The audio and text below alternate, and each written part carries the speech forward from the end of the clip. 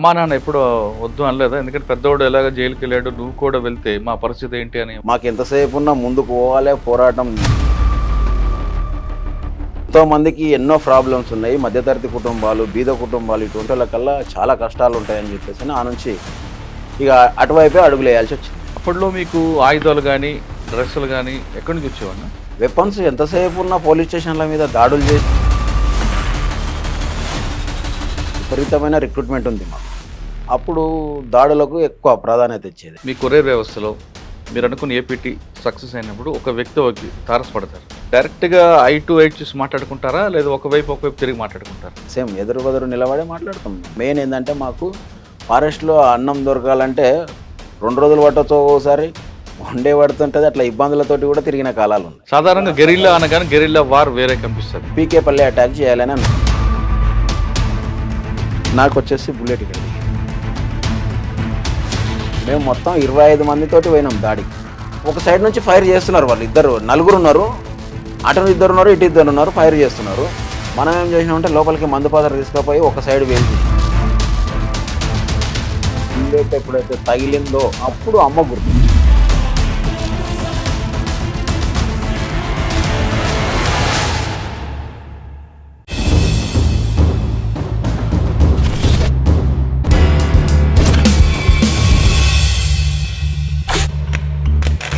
Welcome to I dream. గతంలో నక్సల్స్ ప్రభావం తీవ్రంగా ఉన్న సమయంలో గ్రామంలో ఉన్న కొంతమంది యువతీ యువకులు ఆ భావజాల ప్రభావంతోనో లేదా చుట్టుపక్కల సమస్యలు పరిష్కరించుదామనో దళం వైపు వెళ్ళారు. అలా నక్సల్స్లో కలిసిన తర్వాత వాళ్ళు ఎండనక వాననక చలనక రాత్రనక పగలనక చుట్టూ ఉన్న పోలీసులు మధ్యలో ఉన్న విష సర్పాలతో సాహసం చేస్తూ వాళ్ళు అడవిలో ఉన్నారు. అడవిలో ఉండి చుట్టుపక్కల గ్రామస్తులు కానీ లేదా ఆదివాసులకు కానీ చుట్టుపక్కల జరుగుతున్న అక్రమాలకు అడ్డుకొని వాళ్ళు నిరంతరం ప్రజల కోసం పోరాటాలు చేశారు. ఆ విధంగా ప్రజల కోసం పోరాటం చేయబట్టే అప్పట్లో ప్రభుత్వాల కిందకు వచ్చి తమ పథకాల గ్రామాల స్థాయికి తీసుకురావడానికి నక్సల్స్ ఉద్యమం చాలా ఉపయోగపడింది. కానీ క్రమేపీ అది శాంతిబద్ధ సమస్యగా మారడంతో ప్రభుత్వం వాటిపై ఉక్కుపాదం మోపిన సంఘటన మనందరికీ తెలుసు. కానీ అటువంటి సమయంలో వెళ్ళిన చాలామంది యువతీ యువకులు నిరంతరం పోరాటం చేసి వ్యక్తిగత కారణాలతోనూ లేదా మరి ఇతర కారణాలతోనూ వాళ్ళు తిరిగి జనజీవన స్రవంతులు కలిశారు. ఆ విధంగా కలిసిన వారిని పరిచయం చేసే కార్యక్రమంలో ఈ వారం మన గెస్ట్ సాగర్ అన్న అలియాస్ ఆనంద్ కల్వకుర్తి దళ కమాండర్గా పనిచేశారు. అంతేకాకుండా ఆయన దళంలో ఉన్నప్పుడు కోవట్ పనిగా కాకుండా కొరియర్ పని కూడా చేశారు. ఆయన ఎందుకు దళంలోకి వెళ్లాల్సి వచ్చింది, వెళ్ళిన తర్వాత అక్కడ ప్రజల కోసం వాళ్ళు చేసిన పోరాటాలు ఏ స్థాయిలో ఉండేవి, ఎందుకు బయటికి వచ్చారు, వచ్చిన తర్వాత ఆయన జీవన విధానం ఏ విధంగా ఉంది విషయాల్ని ఆయన తెలుసు. అన్న నమస్తే. నమస్తే. సాగర్ అన్న అలియాస్ ఆనంద్. ఒకప్పుడు కల్వకుర్తి దళంలో ఏ ఇష్యూ జరిగినా ఆనంద్, తర్వాత మన కృష్ణన్న, జనార్దన్ వీళ్ళందరూ ఒక ట్రూప్ ఉండేది. పెద్ద కొత్తపల్లి పొల్యూషన్ బ్లాస్టింగ్ అవ్వచ్చు, లేదా ఎక్కడైనా కొరియర్ జరగాలన్నా ముందు మీ ఇద్దరు పేర్లు ఎక్కువ కనిపించింది. మీది భీమ్ సాగర్ గారు, మీ తర్వాత తుమ్మల భగవంతు. కల్వకుర్తి దళం అంటే మీరందరూ ఒక పోలీసులు కూడా ఒక చిన్న హడలు ఉండేది వీళ్ళు. అంటే అంత మీరు యాక్షన్ టీం కూడా ఆ విధంగా ఉండేది, దళం తీసుకున్న నిర్ణయాలు అలాగే ఉండేది, ప్రజల కోసం పోరాటాలు ఆ విధంగా చేసేవారు, మీరు చేసే కార్యక్రమాలు కూడా అంతే ఫాస్ట్గా చేసుకుని వెళ్ళిపోయేవారు. అన్న మీరు ఆ టైంలో అంటే 1990 ఆ టైంలో దళంకి వెళ్ళినప్పుడు మీ గ్రామంలో పరిస్థితులు ఎలా ఉండేవి? ఇప్పుడు నల్లమాల ప్రాంతం అనేది నక్సల్స్కి పెట్టని కోట. ఆ ప్రాంతంలో ఉద్యమాలు ఏ విధంగా చేశారు, ఎందుకు మీరు ఆ ఉద్యమం వైపు అడుగులు వేశారు, వెళ్ళిన తర్వాత అక్కడ పరిస్థితులు ఏ విధంగా ఉండేవి? ఈ ప్రశ్న సమాధానం చెప్పే ముందు సాగర్ అన్న అలియాస్ ఆనంద్ యొక్క కుటుంబ నేపథ్యం ఒకసారి చెప్పండి. మాది వచ్చేసి వ్యవసాయ కుటుంబం సార్. నా పేరు వచ్చేసి ఆంజనేయులు సాగర్. ఇంటి పేరు మోడల ఆంజనేయులు సాగర్. అయితే మాది పెబ్బేరు మండల్ షాగాపూర్ విలేజ్, మాది ఏటిగడ్డ షాగాపూర్. అయితే మేము గతంలో ఏంటంటే హాస్టల్లో చదువుకోవాలి, మమ్మల్ని తీసుకుపోయి వనపర్తిలో హాస్టల్లో వేసారు. మాకు అప్పటికే ఫుడ్ అవన్నీ చాలా ఇబ్బందులతోటి అట్లా మా తల్లిదండ్రులు తీసుకుపోయి హాస్టల్లో వేస్తే హాస్టల్ నుంచే ఉద్యమం స్టార్ట్ అయింది మాకు. ఆర్ఎస్యు అని చెప్పేసి అని రాడికల్ స్టూడెంట్ యూనియన్లో చురుగ్గా పనిచేసినాం మేము అప్పుడు వనపర్తిలో. అప్పుడు ఎందుకు అంటే విద్యార్థులకు ఫుడ్ దొరకకపోయేది, చాలా ఇబ్బందులతోటి ఉండేది. హాస్టల్లో ఇవ్వాల్సిన ఫుడ్ కూడా ఇచ్చేవారు కాదు. ఫుడ్ కూడా ఇచ్చేవాళ్ళు కాదు. అంటే అది ఎట్లా ఉంటుండే సార్ అంటే మనం తినడానికి వెళ్తే క్యూ లైన్ కట్టించి పిల్లలను, చిన్నపిల్లలను ఆ లైన్లో రావాలి, రైస్ తక్కువ ఇవ్వడం, ఆ వార్డెన్స్ అట్లా ఇబ్బంది చేస్తుంటే మేము అన్నల్లో అప్పుడు కొత్తగా స్టార్ట్ అయ్యాడు ప్రభాకర్ అన్న అని ఉండే సాంబశివుడు, ఒరిజినల్ సాంబశివుడు. అచ్చా, ఆయన పేరు కోనాపూర్ సాంబశివుడు కాదు. కాదు కాదు ఒరిజినల్ సాంబశివుడు చుక్కాపల్లి అనేది. ఆయన ప్రభాకర్ అనే పేరుతోటి మాకు వనపర్తి టౌన్లో ఆర్ఎస్యు ఆర్గనైజేషన్ చేస్తుండే. దాంట్లో భాగంగా మేము హాస్టల్ సమస్యలను తీసుకుపోయి చెప్పడం జరిగింది. ఈ విధంగా ఉంది ఇట్లా అని అంటే ఒకసారి పిలిపించి చెప్పిండ్రు ఎవరిని వార్డెన్ను, అసలు ఎంతమంది విద్యార్థులకు ఎంత ఫుడ్ పెడుతున్నారు, ఎంత రైస్ ఇస్తున్నారు అనే దాని మీద తీసుకొచ్చినాం. అది రైసు లాస్ జరగడం ఎక్కువ మందికి విద్యార్థులకు ఇబ్బంది ఉంటుండే హాస్టల్ విద్యార్థులకు. ఆ నుంచి మనం ఏం చేసినామంటే ఇప్పుడు 125 మంది స్టూడెంట్స్ ఉంటుండ్రి హాస్టల్లో. దాంట్లో వాళ్ళు సండే రోజు ఏం చేస్తున్నారంటే కొంతమంది పిల్లలు రూమ్లోకి వెళ్తుండ్రి, కొంతమంది ఊర్లోకి వెళ్ళడం వల్ల వీళ్ళు ఒక 100 ఎగ్సే తెచ్చి ఇచ్చేవాళ్ళు అనమాట. ఒక్కొక్కరికి 2 ఇవ్వాలి. 100 ఎగ్స్ తెస్తే సరిపోకపోయేది, లాస్ అని వస్తుండే. దీని మీద ఎందుకు ఇట్లా వస్తుంది అని చెప్పేసి అని ప్రభాకర్ నా దగ్గర మనం మాట్లాడితే ఆయన ఉండి దీనికి సమస్య ఇది కాదు, అసలు మొత్తం స్టూడెంట్స్ ఎంతమంది, వాళ్ళు ప్రతి సండే ఎన్ని తెస్తున్నాడు వార్డెన్ అనే దాని మీద పిలిపించి రైస్ మీద ఎగ్స్ మీద అన్ని అప్పుడు మాట్లాడితే అప్పుడు 125 మెంబర్స్కు 250 ఎగ్స్ రావాలని ఇట్లా అక్కడ నుంచి మావి ఉద్యమం వైపు వెళ్ళడానికి మార్గాలు స్టార్ట్ అయినాయి. ఇట్లా అంటే కొట్లాడడం అనేది ఆ నుంచే స్టార్ట్ అయింది, అంటే ప్రశ్నించడం అనేది అక్కడ స్టార్ట్ అయింది, విద్యార్థి దశ నుంచే స్టార్ట్ అయింది. ఇట్లా ప్రశ్నించడం వల్ల ఏమైందంటే మేము హాస్టల్ విద్యార్థులు ఒక 4 మీద ఆర్ఎస్యూలో చురుగ్గా పనిచేస్తుంటామే. చంద్రన్న అని ఆయన కూడా సొంత ఊరు వచ్చేసి కీతేపల్లి, ఆయన ఎన్కౌంటర్లో చనిపోయాడు, మల్లెల తీర్థం ఎన్కౌంటర్లో. ఆయన నేను చెంక ఇట్లా ఒక 4 కలిసి ఇటువంటివి అడగడం వల్ల స్కూల్లో హెడ్ మాస్టర్ మమ్మల్ని బయటికి పిలిచి మీరు ఇట్లా వచ్చేసి అన్నీ లేనిపోయిన పంచాయతీలు చేస్తున్నారు, మీరు ఇక్కడ చదువుకోవడానికి రాలేదు, మీరు వదిలేసి వెళ్ళిపోండి అని చెప్పేసి అని ఇబ్బంది పెట్టి మమ్మల్ని స్కూళ్ళ నుంచి కూడా బయటికి వెళ్ళగొట్టే క్రమం వచ్చింది. వార్డర్లనే ఇట్లా ఇబ్బంది పెడతారా మీరు, ఒక తండ్రి లాంటి ఎందుకు అట్లా చేస్తున్నారు అని చెప్పేసారంటే మా హక్కులు మేము అడుగుతున్నాం, మా విద్యార్థులకు ఏం కావాలన్నా అవి అడిగినందుకు మీరు స్కూళ్ళ నుంచి మమ్మల్ని టీసీ ఇచ్చి వెళ్ళగొడతాం అది ఇది అని చేసి చెప్తున్నారు, ఇట్లయితే కష్టం అని చెప్పేసి అట్లా అక్కడ నుంచి ఇక నేను దళాల వైపు పోవడానికి ప్రయత్నాలు. అంటే అప్పుడు వాళ్ళు క్లాసెస్ నడుపుతుండ్రి, ఎవరు మా చూడండి క్లాసులకు వెళ్తుంటే, క్లాసులకు వెళ్ళిన తర్వాత ఆ క్లాసులలో అన్నీ చెప్తా ఉంటుండే అనమాట, ఈ విధంగా ఇట్లా మనం ప్రతిదీ పోరాటం చేయాలంటే ఇట్లా అక్కడ నుంచి నేను ఇంకా ఎక్కువ ఫుల్ ఆకర్షితున్నాయి దాని వైపు మొగ్గు చూపాల్సి వచ్చింది.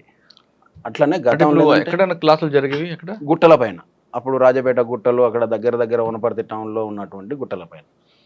అప్పటికే అన్న కూడా భీమ్సాగర్ ఆలియాస్ పాపన్న, ఆయన కూడా ఏంటంటే అక్కడ నుంచి మొత్తం ఆయనకు ఏ జాబ్స్ రాకపోవడం, ఇంటర్ చదివిండు, ఏ ఇబ్బందులలో ఉన్నాం కదా అని చెప్పేసి ఆయన కూడా దాని వైపు వెళ్ళి ఆయన ఫస్ట్ మూమెంట్ చేసిండు. ఆ నుంచి ఆయన రాడికల్ స్టూడెంట్ నుంచి పైకి ఎదిగి నల్గొండలో టౌన్ ఆర్గనైజర్గా పనిచేస్తున్న క్రమంలో అరెస్ట్ అయ్యి జైలుకి వచ్చాడు, బుషిరాబాద్ జైలు. అప్పుడు ఇంకా నేను కూడా మొత్తం వదిలేసి చదువు అంతా బంద్ చేసి హైదరాబాద్లోనే వచ్చి హైదరాబాద్లో హోటల్లో పనిచేస్తూ అన్నను కలవడం జరుగుతుండే. ముషిరాబాద్ జైలు అశోక్ నగర్ అని ఉంటుంది, అవును, అశోక్ నగర్లో హోటల్లో పనిచేస్తుంటే నేను అన్నను కలవడం కోసమే కలిసి వాళ్ళకు జైల్లో ఉన్నటువంటి అందరు ఖైదీలు, అంటే మన ఈ నక్సల్స్ ఖైదీలు ఎన్ఎక్సెల్ అని అంటారు, ఆ ఖైదీలు అందరికీ ఒక 20-25 మంది ఉంటుండ్రి. ప్రతి ఒక్కరికి ఏదన్నా చిన్న అవసరం ఉన్నా కూడా నేనే తీసుకుపోయి ఇస్తుంటే అనమాట బయట నుంచి. నక్సల్స్ ఖైదీలు అందరికీ, నక్సల్స్ ఖైదీలు బాలకృష్ణ అందరు ఉంటుండ్రి దాంట్లోనే. వీళ్ళందరికీ పటేల్ సుధాకర్ రెడ్డి వీళ్ళల్లో ఉంటుండ్రి. వాళ్ళందరినీ కలుస్తుంటే అందరు బాగా పరిచయం అయిపోయినారు. 1 ఇయర్ దాకా ఉన్నాక అన్న 1 ఇయర్ తర్వాత బెయిల్ వచ్చింది. అన్న జైల్లో ఉన్నప్పుడు జైలు పోరాటం కూడా చేసిరు, వాళ్ళు లోపలనే నిరాహార దీక్ష చేసిరు. దాదాపుగా ఒక 24 days ఉన్నారు అమరణ నిరాహార దీక్ష. అంటే ఎలాంటిది ఫుడ్ లేకుండా. ఇంకా ఇవన్నీ చూస్తూ నాకు కూడా ఏంటంటే అన్న ఎంబడి వెళ్ళిపోవాలి, ఇంకా నేను కూడా కంపల్సరీ అండర్ గ్రౌండ్ వెళ్తా అని చెప్పేసి అని అందరిని అడగడం వల్ల పటేల్ సుధాకర్ రెడ్డి అన్న వాళ్ళందరూ ఉండేసి సరే ఓకే తమ్ముని తీసుకోండి అని చెప్పేసి అని పంపించేసారు. అక్కడ నుంచి నేను నల్గొండకి వెళ్ళాల్సి వచ్చింది. అన్న బయటకు మీరు ఈ ప్రయాణంలో అమ్మా నాన్న ఎప్పుడు వద్దు అనలేదా? ఎందుకంటే పెద్దోడు ఎలాగ జైలుకి వెళ్ళాడు, నువ్వు కూడా వెళ్తే మా పరిస్థితి ఏంటి అని వాళ్ళు ఎప్పుడు ప్రశ్నించలేదు? అప్పటికి అన్న అరెస్ట్ అయ్యే లోపే నాయన చనిపోయిండు, అమ్మ ఒక్కొద్దు ఉండే. అయితే ఇంకా మేము కూడా స్కూల్ నుంచి అటు ఇట్లే హైదరాబాద్ వచ్చేసినాం తప్ప ఊరు వైపు ఎప్పుడు కూడా చూడలే. కానీ మీకు అనిపించలేదా అమ్మ గురించి? అప్పుడు ఎలాంటిది అనిపించలే. మాకు ఎంతసేపు ఉన్నా ముందుకు పోవాలి పోరాటం. ఎందుకంటే ఈ వ్యవస్థలో ఉన్నటువంటి ప్రాబ్లమ్స్ అన్నీ మాకు ఇంత చిన్న ఏజ్లోనే ఇన్ని ఉన్నాయంటే ఎంతో మందికి ఎన్నో ప్రాబ్లమ్స్ ఉన్నాయి. మధ్యతరగతి కుటుంబాలు, బీద కుటుంబాలు ఇటువంటి వాళ్ళకల్లా చాలా కష్టాలు ఉంటాయని చెప్పేసి ఆ నుంచి ఇక అటువైపే అడుగులు వేయాల్సి వచ్చింది నేను. అంటే నల్గొండ నుంచి వచ్చారు, నల్గొండకి వెళ్ళి ముషీరాబాద్ నల్గొండ. ముషిరాబాద్ టు నల్గొండ. అక్కడ ఎవరు మీకు బాధ్యుడు? మాకు విజయక్క అని దళ కమాండర్. అప్పుడు రాచకొండ దళంలో నేను ఫస్ట్ టైం రాచకొండ దళంలో దళ సభ్యునిగా నన్ను తీసుకున్నారు. అక్కడ ఎక్కడ కలిసారు? రాచకొండలో. రాచకొండలో పెద్దంబర్పేట దాటిన తర్వాత అక్కడ నుంచి ఒక చిన్న విలేజ్ దండమైలారం వస్తుంది.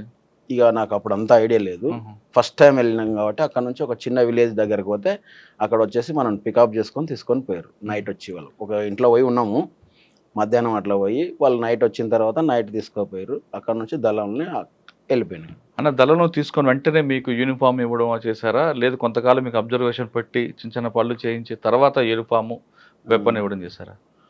కొంతకాలం ఒక నెల రోజులు ట్రైనింగ్, వెపన్ గురించి, ఫైరింగ్ ఏ విధంగా చేయాలి అవన్నీ నేర్పిస్తూ సెంట్రీలు చేయడం ఇటువంటి వల్ల అలవాటు అయిన తర్వాతనే దళ సభ్యునిగా ప్రమోట్ చేశారు. అక్కడ నుంచి నేను అంటే ఇందులో భాగంగా ఈ నెల రోజుల్లో భాగంగా వెపన్ ఒకటే కాకుండా రాజకీయ తరగతులు అటువంటి నేర్పారా? అప్పుడు అక్కడ లేదు అది. వాళ్ళు ఆల్మోస్ట్ ఆ దళం అంతా వాళ్ళ ప్రోగ్రామ్ ప్రకారంగా తిరుగుతూ ఉంటుంటారు. ఏ దళం అన్నది? రాచకొండ దళం. ఆ ప్రోగ్రామ్స్ అంతా అయిపోయిన తర్వాత ఒక 5 months అట్లా అయింది. 5-6 months తర్వాత మళ్ళీ అక్కడ నుంచి నన్ను నల్లమల్ల అడవికి తీసుకుపోయారు. అంటే ఈ దళాలన్నీ అక్కడ ఏర్పాటై కలిసినాయి అనమాట. నల్గొండ నుంచి ఒక 2-3 దళాలు వచ్చినాయి. తర్వాత ఈ మహబూబ్నగర్ దళాలన్నీ కలిపి అప్పుడు క్లాసులు అక్కడ స్టార్ట్ అయినాయి. రాచకొండ దళంలో మీరు 5 నెలలు పనిచేశారు. ఆ క్రమంలో రాచకొండ దళంలో ఎక్కువగా కరువు దాడులు జరిగేవి. అప్పుడు నేనేం లేను, ఏ దాడిలో కూడా లేరు. అక్కడ నల్గొండ ప్రజల్లో అవగాహన తేవడం వరకే. అప్పుడు తర్వాత అక్కడ నుంచి అక్కడ పోయిన తర్వాత అప్పుడు నన్ను మహబూబ్నగర్ కల్వకుర్తి దళానికి అటాచ్ చేశారు. అక్కడ క్లాసెస్ అంతా అయిపోయిన తర్వాత నన్ను. ఎన్ని రోజులు అయిన క్లాస్ అక్కడ? 1 month అట్లా. ఎక్కడ? కల్వకుర్తిలోనా? నల్లమలలో. నల్లమల్ల ఎక్కడ కరెక్ట్గా? Nallamalla forest, big forest. ఇంకా అది ఎర్రబెంట, అట్లా పెంటల పైన ఎర్రబెంట అట్లాంటి పెంటలు ఉంటాయి పైన. ఆ పెంటలకు దగ్గరలో వాటర్ సోర్స్ ఉన్న ఏరియాలలో మొత్తం క్లాసెస్ వేస్తుంటారు. అట్లా చాలా పెద్ద పెద్ద క్యాంపులు జరుగుతాయి. చాలాసార్లు జరిగినాయి క్యాంపులు. అక్కడ నుండి మీకు కల్వకుర్తి దళంలో ఉన్నా. కల్వకుర్తి దళంలో మ్యాక్సిమం దాదాపు ఒక 1 year పైనే కల్వకుర్తి దళంలో పనిచేసిన తర్వాత నాగన్న అని ఉండే ఆయన, ఇంటికి వెళ్ళిపోయింది ఆయన. అప్పుడు DCS జిల్లా కమిటీ మెంబర్గా ఉండే ఆయన. ఏంటంటే తమ్ముడు చాలా యాక్టివ్గా ఉన్నాడు, యాక్టివ్గా తిరుగుతున్నాడు, అన్ని పనులు చేస్తున్నాడు. ఇట్లాంటప్పుడు మనం ఈ తమ్ముడిని కొంచెం కొరియర్గా వాడుకోవడం అవసరం వచ్చింది అని చెప్పేసి అని DCSకు నన్ను కొరియర్గా పెట్టడం జరిగింది. కల్వకుర్తి దళంలో మీకు అప్పుడు ఎవరు కమాండర్? కల్వకుర్తి దళంలో అశోక్ అన్న. అశోక్ ఆయన సొంత ఊరు వచ్చేసి కొల్లాపూర్ దగ్గర అమ్మాయిపల్లి. సొంతం పేరు నరసింహ, ఆయన అలియాస్ పేరే అశోక్. సంవత్సరం పాటు కల్వకుర్తి దళంలో కొరియర్గా ఉన్నారు. కొరియర్ కాదు, దళంలో పనిచేసిన తర్వాత ఆ నుంచి కొరియర్కి తీసుకున్నా. ఈ సంవత్సరం పాటు దళంలో పనిచేసినప్పుడు మీకు బాగా గుర్తుండిపోయిన సంఘటన చెప్పండి. ప్రజలకి దగ్గరకు వెళ్ళి వాళ్ళ సమస్యలు పరిష్కరించిన దాంట్లో ఏం చేశారని? మేము కూలి పోరాటాలు అంటే ఈ మహిళలు వీళ్ళల్లో ఉన్నారు కదా, కూలి పోరాటాలు ఏంటంటే అప్పుడు 10 రూపాయలు కూలి ఇస్తుండేనమాట. చాలా ఇబ్బంది వాళ్ళకు, అసలు ఇల్లు గడవాలంటే కూడా ఇబ్బందులు ఉంటుండే. అప్పుడు కూలి పోరాటాల మీద దాడులు చేస్తుంటే ఊర్లలో పోయి పెద్ద పెద్ద భూస్వాములను, రెడ్లు అటువంటి వాళ్ళలో ఉంటుండ్రి వాళ్ళ దగ్గర. ఎందుకంటే ఒక్కొక్క భూస్వామి అంటే 350 ఎకరాలు, 500 ఎకరాలు, 1700 ఎకరాల భూమి ఉన్నోళ్ళు ఉన్నారు. కుందారం భూములు అని చెప్పేసి అని అజిలాపురం నరసింహారెడ్డి, ఆయన పేరు ఏదో నరసింహారెడ్డి అనుకుంటా, ఆయనకు వచ్చేసి 1700 ఎకరాల భూమి ఉంది. ఆ 1700 ఎకరాల భూమిలో మొత్తం 4 గ్రామాలు ఉంటాయి. అజిలాపురం, జిరాన్ఖాన్పల్లి, బైరాపురం ఇటువంటి ఊర్లన్నీ కలిపి అన్ని భూములల్లో అక్కడనే వాళ్ళ దాంట్లో చెట్లు, తాళ్ళు అంటారు, అంటే తాటి చెట్లు ఉండే. ఆ తాళ్ళు కూడా వాళ్ళ దాంట్లోనే ఉంటే దాంట్లో ఉదయం లేస్తే వాళ్ళ పొలంలోనే తిరగాలి. ఇన్ని భూములు ఉండి ఎలాంటి కూలి పోరాటాలు చేసి అప్పుడు కూలి పోరాటాలు చేయించి వీళ్ళకు కూలి రేట్లు పెంచాలి అని చెప్పేసి 10 నుంచి 20 రూపాయలు పెంచి ఈ విధంగా కూలి పోరాటాలు అందరిని తీసుకొచ్చి మాట్లాడి చెప్పి చేసినటువంటివి చాలా ఉన్నాయి. అందులో భాగంగా దాడులు ఏం జరిగాయా? తీసుకుపోయి కొట్టడం కూడా జరిగింది. కొంతమంది వినకపోతే వాళ్ళను కొట్టడం కూడా జరిగింది. అన్న అదొక్కటే కాకుండా కల్వకుర్తి దళం వడ్డీ వ్యాపార సమగ్రత ఎక్కువ పడ్డారు కదా అప్పుడు మనకు అంతగానం వడ్డీ వ్యాపారం ఎదురుపడలేదా? తెలియదు. ఇక అప్పుడు ఎక్కువ భూ పోరాటాలు, కూలీ కూలీ పోరాటాలు ఫుల్. అజిలాపురం భూమి మీద అయితే చాలా సార్లు పోరాటం చేసినాం. ఊర్లో పోయి భూములు పంచిచ్చినాం చాలా మందికి. ఎందుకంటే వాళ్ళ భూమి 1700 ఎకరాల భూమి ఉన్నప్పుడు మోహన్ రెడ్డి ఆయన కుందారం భూమి ఓనర్, ఆయన పిల్లలు అంతా అమెరికాలోనే ఉంటున్నారు, ఆయన ఒక్కడే ఉంటుండేడ. ఆయన భార్య ఆయన్ను ఉంటుండ్రి. ఇంకా వాళ్ళని తీసుకుపోయి ఒకసారి కొట్టినాం మోహన్ రెడ్డిని. ఈ భూములలో పంచుతున్న క్రమంలో అన్ని ఇంకా పోలీస్ కేసులు అవన్నీ చాలా మంది మీద పెడుతుండే. అందుకే అజిలాపురం నుంచి చాలా మంది నక్సలిజం వైపు ఎక్కువ మొగ్గు చూపి వచ్చేసారు ఆ పోరాటం చూసి. అంటే అజిలాపురం అనేది కేవలం భూ పోరాటం చాలా మంది ఉవ్వెత్తున నక్సలిజం వైపు వచ్చారు. ఆ ఊరు నుంచి దాదాపు 10-15 మంది దాకా వచ్చారు. అంటే మీరు భూములు పోరాటం చేశారు, కానీ పోలీసు కేసులు, పోలీసు దాడులు జరగలేదు మీ మీద? పోలీసు దాడులు జరుగుతున్నాయి. అంటే ఎక్కడన్నా ఎన్కౌంటర్స్ ఇట్లాంటి, తర్వాత మనం డంపింగ్లు ఉంటే డంపింగ్లు కూడా ఎత్తుకపోయినారు వాళ్ళు. మనం డంప్ చేస్తుంటే ఏదన్నా వెపన్స్, తర్వాత అమౌంట్ అట్లాంటివి డంపులు చేస్తే జూపల్లి దగ్గర జైపల్లి అనే ఒక గ్రామం ఉంటుంది ఆ గుట్టల. ఆ గుట్టలో డంపు మొత్తం వచ్చేసి పోలీసులు అంత దాడి మొత్తం వీళ్ళు ఏమంటారు సార్, అవి గుంతలు తీసే టైప్, చెట్లు నాటడానికి అని మొక్కలు తీస్తున్నప్పుడు డంప్ వెళ్ళింది. వీళ్ళు ఏం చేశారంటే పోలీసులకు ఇన్ఫర్మేషన్ ఇచ్చారు. పోలీసులు వచ్చారు. మేము ఆ రోజు ఇప్పుడున్న ఈ కొండారెడ్డిపల్లిలో ఉన్నాం. ఆ రోజు షెల్టర్ ఇంట్లో ఉన్నాం. పోలీసులు వస్తున్నారు, మొత్తం ఇన్ఫర్మేషన్ తెలిసిపోయింది అని చెప్పేసి అనేసరికి మేమంతా ఆ ఇంట్లో నుంచి మధ్యాహ్నమే బయటికి వెళ్ళాల్సి వచ్చింది. కొండారెడ్డిపల్లి అంటే ఇప్పుడున్న సీఎం వాళ్ళ ఊరే, సొంత ఊరు. రేవంత్ రెడ్డి గారు పొలకంపల్లి దాటిన తర్వాత ఉంటుంది రేవంత్ రెడ్డి గారు ఊర్లో. మేము ఆ రోజు ఉన్నాము. పోలీసులు వచ్చారంటే ఏంటి కోసం వచ్చారనేది తెలియదు. మొత్తం పెద్ద బ్యాచ్ వచ్చింది, దిగింది అనేసరికి మన షెల్టర్ అర్థమైపోయినట్లుంది, తెలిసిపోయింది. మనం అంతా ఈ నుంచి వెంటనే బయటికి వెళ్ళాలని మేము బయటికి వెళ్ళినాం. పట్టపగలు ఊర్ల నుంచి బయటికి వెళ్ళి అంత పరేషాన్గా. యూనిఫామ్ లోనే వెళ్ళారు? యూనిఫామ్ లోనే. ఎంతమంది ఉంటారు అప్పుడు? వెపన్స్ అన్ని మా దళం అప్పుడు 9 మంది ఉన్నాం. అన్ని ఎదుర్కోవడానికి కూడా రెడీగానే ఉంటాం. మరి అప్పుడు ప్రజలు ఏమైనా అడ్డుకోలేదా? ప్రజలు ఏమి అడ్డుకోరు, ప్రజలు ఫుల్ సపోర్ట్గానే ఉంటారు మనకు. మేము అక్కడ నుంచి చిలకలలో పోతే వాళ్ళు కాసుకొచ్చిన అమ్మలి అవన్నీ ఉంటున్నాయి కదా, వాళ్ళ ఫుడ్డే మాకు పెట్టారు. ఆ టైంలో తిని అట్లనే పోయి బయటకు వెళ్ళిపోయినాం. అప్పట్లో మీకు ఆయుధాలు కానీ డ్రెస్సులు కానీ ఎక్కడి నుంచి వచ్చేవన్నా? డ్రెస్సులు అంటేనేమో షాప్లో వాళ్ళు ఇస్తుండ్రి. మరి అది దళ కమాండర్కి తెలిసి ఉంటుంది వాళ్ళు ఏ విధంగా తీస్తారు అనేది. బట్టల షాపుల నుంచి తెచ్చి కుట్టిస్తుంటే అంతా మనకు తెలిసిన పార్టీ వాళ్ళే కుట్టిస్తుంటారు. వెపన్స్ ఎంతసేపు ఉన్న పోలీస్ స్టేషన్ల మీద దాడులు చేసి తీసుకురావాల్సిందే. మనం ఎక్కడ కొనడం అనేది ఏమి ఉండదు. మనకు కావాల్సినటువంటి సామాగ్రి అంటే మన దళాలు అప్పుడు బాగా పెరుగుతున్నాయి. మేమున్న టైంలో 96, 97 ఆ టైంలో విపరీతమైన రిక్రూట్మెంట్ ఉంది మాకు. అప్పుడు దాడులకు ఎక్కువ ప్రాధాన్యత ఇచ్చేది. అంటే 3 జిల్లాలు మహబూబ్ నగర్, ఉమ్మడి మహబూబ్నగర్, నల్గొండ, మెదక్, ఈ 3 జిల్లాలు దక్షిణ తెలంగాణ. ఈ దాడులు ఏ విధంగా చేయాలంటే 3 దగ్గరలో చేయాలి ఒక సంవత్సరంలో. అట్లా మా దగ్గర వచ్చేసి పెద్ద కొత్తపల్లి పోలీస్ స్టేషన్ పేల్ చేయడం జరిగింది. అది మీరున్న సంవత్సరంలోనే? మేమున్న సంవత్సరంలో. అంటే నేను అప్పుడు కల్వకుర్తిల నుంచి ఇతలికి వచ్చేసిన. నేను అప్పర్ ప్లాట్కి వచ్చిన. అప్పర్ ప్లాట్కి వచ్చిన తర్వాత నన్ను యాక్టివ్గా ఉన్నాడు, దాడులలో ఏదానికైనా బలంగా ఉంటున్నాడు అని చెప్పేసి అని ఇక నన్ను స్పెషల్ గేర్ల స్క్వాడ్లకు తీసుకున్నారు. SGS అనే దళం అప్పుడు కొత్తగా ఏర్పాటు చేశారు. అదేంటంటే దాదాపు ఒక 15 మందితోటి ఏర్పాటు చేశారు. మీరు ఇంకెవరు ఉన్నారు అందులో? ఇప్పుడు చనిపోయిన సాంబశివుడు ఉన్నాడు, ఐలన్న, ఆయన మా దళానికి కమాండర్ SGS. ఇక దాంట్లో ఇప్పుడు నేను చెప్పిన చంద్రన్న, కేతపల్లి చంద్రన్న అని, జనార్దన్ ఆయన పేరు. ఆ జనార్దన్ పేరే ఈయనకు జనార్దన్ అని ఇప్పుడు వచ్చిన ఈయనకు పెట్టిరారు. అంటే మారుస్తూ ఉంటాం. మన వాళ్ళు ఒక ఆయన చనిపోయిన తర్వాత ఆ పేరు డెవలప్మెంట్ కావాలి కాబట్టి పేరుని చేంజ్ చేస్తాం. ఇప్పుడు సాంబశివుడు చనిపోయిన తర్వాత ఐలన్నకు ఆ పేరు పెట్టినాం. ఎందుకంటే ఆయన జిల్లా కమిటీ మెంబర్గా సెలెక్ట్ అయ్యి ఉన్నాడు కాబట్టి ఆయనకు ఆ పేరు పెట్టినాం అనమాట. ఎందుకంటే ఈయన కూడా అప్పుడు DCS లెవెల్ చేసిండు సాంబశివుడు, ప్రభాకర్ అని. మాకు మొత్తానికి ప్రభాకర్ ఫస్ట్ నుంచి మమ్మల్ని విద్యార్థి దశ నుంచి తీసుకుపోవడానికి కారణం ఆయన్నే. ప్రభాకర్ ఆయన్నే అంటుండే, తమ్ముడు నువ్వు విద్యార్థి దశలోనే నువ్వు చిన్న పిల్లగాడు, అట్లాంటిది నాతోటి భుజంతో భుజం కలిపి నాతోటి యుద్ధానికి వచ్చినావు, నువ్వు చాలా గ్రేట్ తమ్ముడు అని చెప్పేసి అని మంచిగా ప్రోత్సహిస్తుండే కలిసినప్పుడల్లా. అంటే దళాలు అప్పుడప్పుడు కలుస్తుంటాయి. నల్లమలలోనే ఎక్కువ మేము మీటింగ్స్ ఏర్పాటు చేసేది. కలవకొత్త దళం ఉన్నప్పుడే పెద్ద కొత్తపల్లి దాడా? తర్వాత నేను SGSలోకి వచ్చిన తర్వాత దాడి. ఈ సంవత్సరంలో మీకు గుర్తుండిపోయిన సంఘటనలు చెప్పారు, ఐజలాపల్లి, తర్వాత నర్సం, కొండారెడ్డి, ఇవన్నీ కూడా. అవును. కొండారెడ్డి. అది కాకుండా మీ మీద అటాకులు జరిగాయని తప్పించుకున్నారు ఎక్కడైనా ఈ సంవత్సరంలో? అంటే జరిగినాయి కొన్ని దగ్గరలో. మేము ఏంటంటే అంటే కాల్పులు జరగకుండా తప్పించుకొని పోయిన కాలాలు ఉన్నాయి.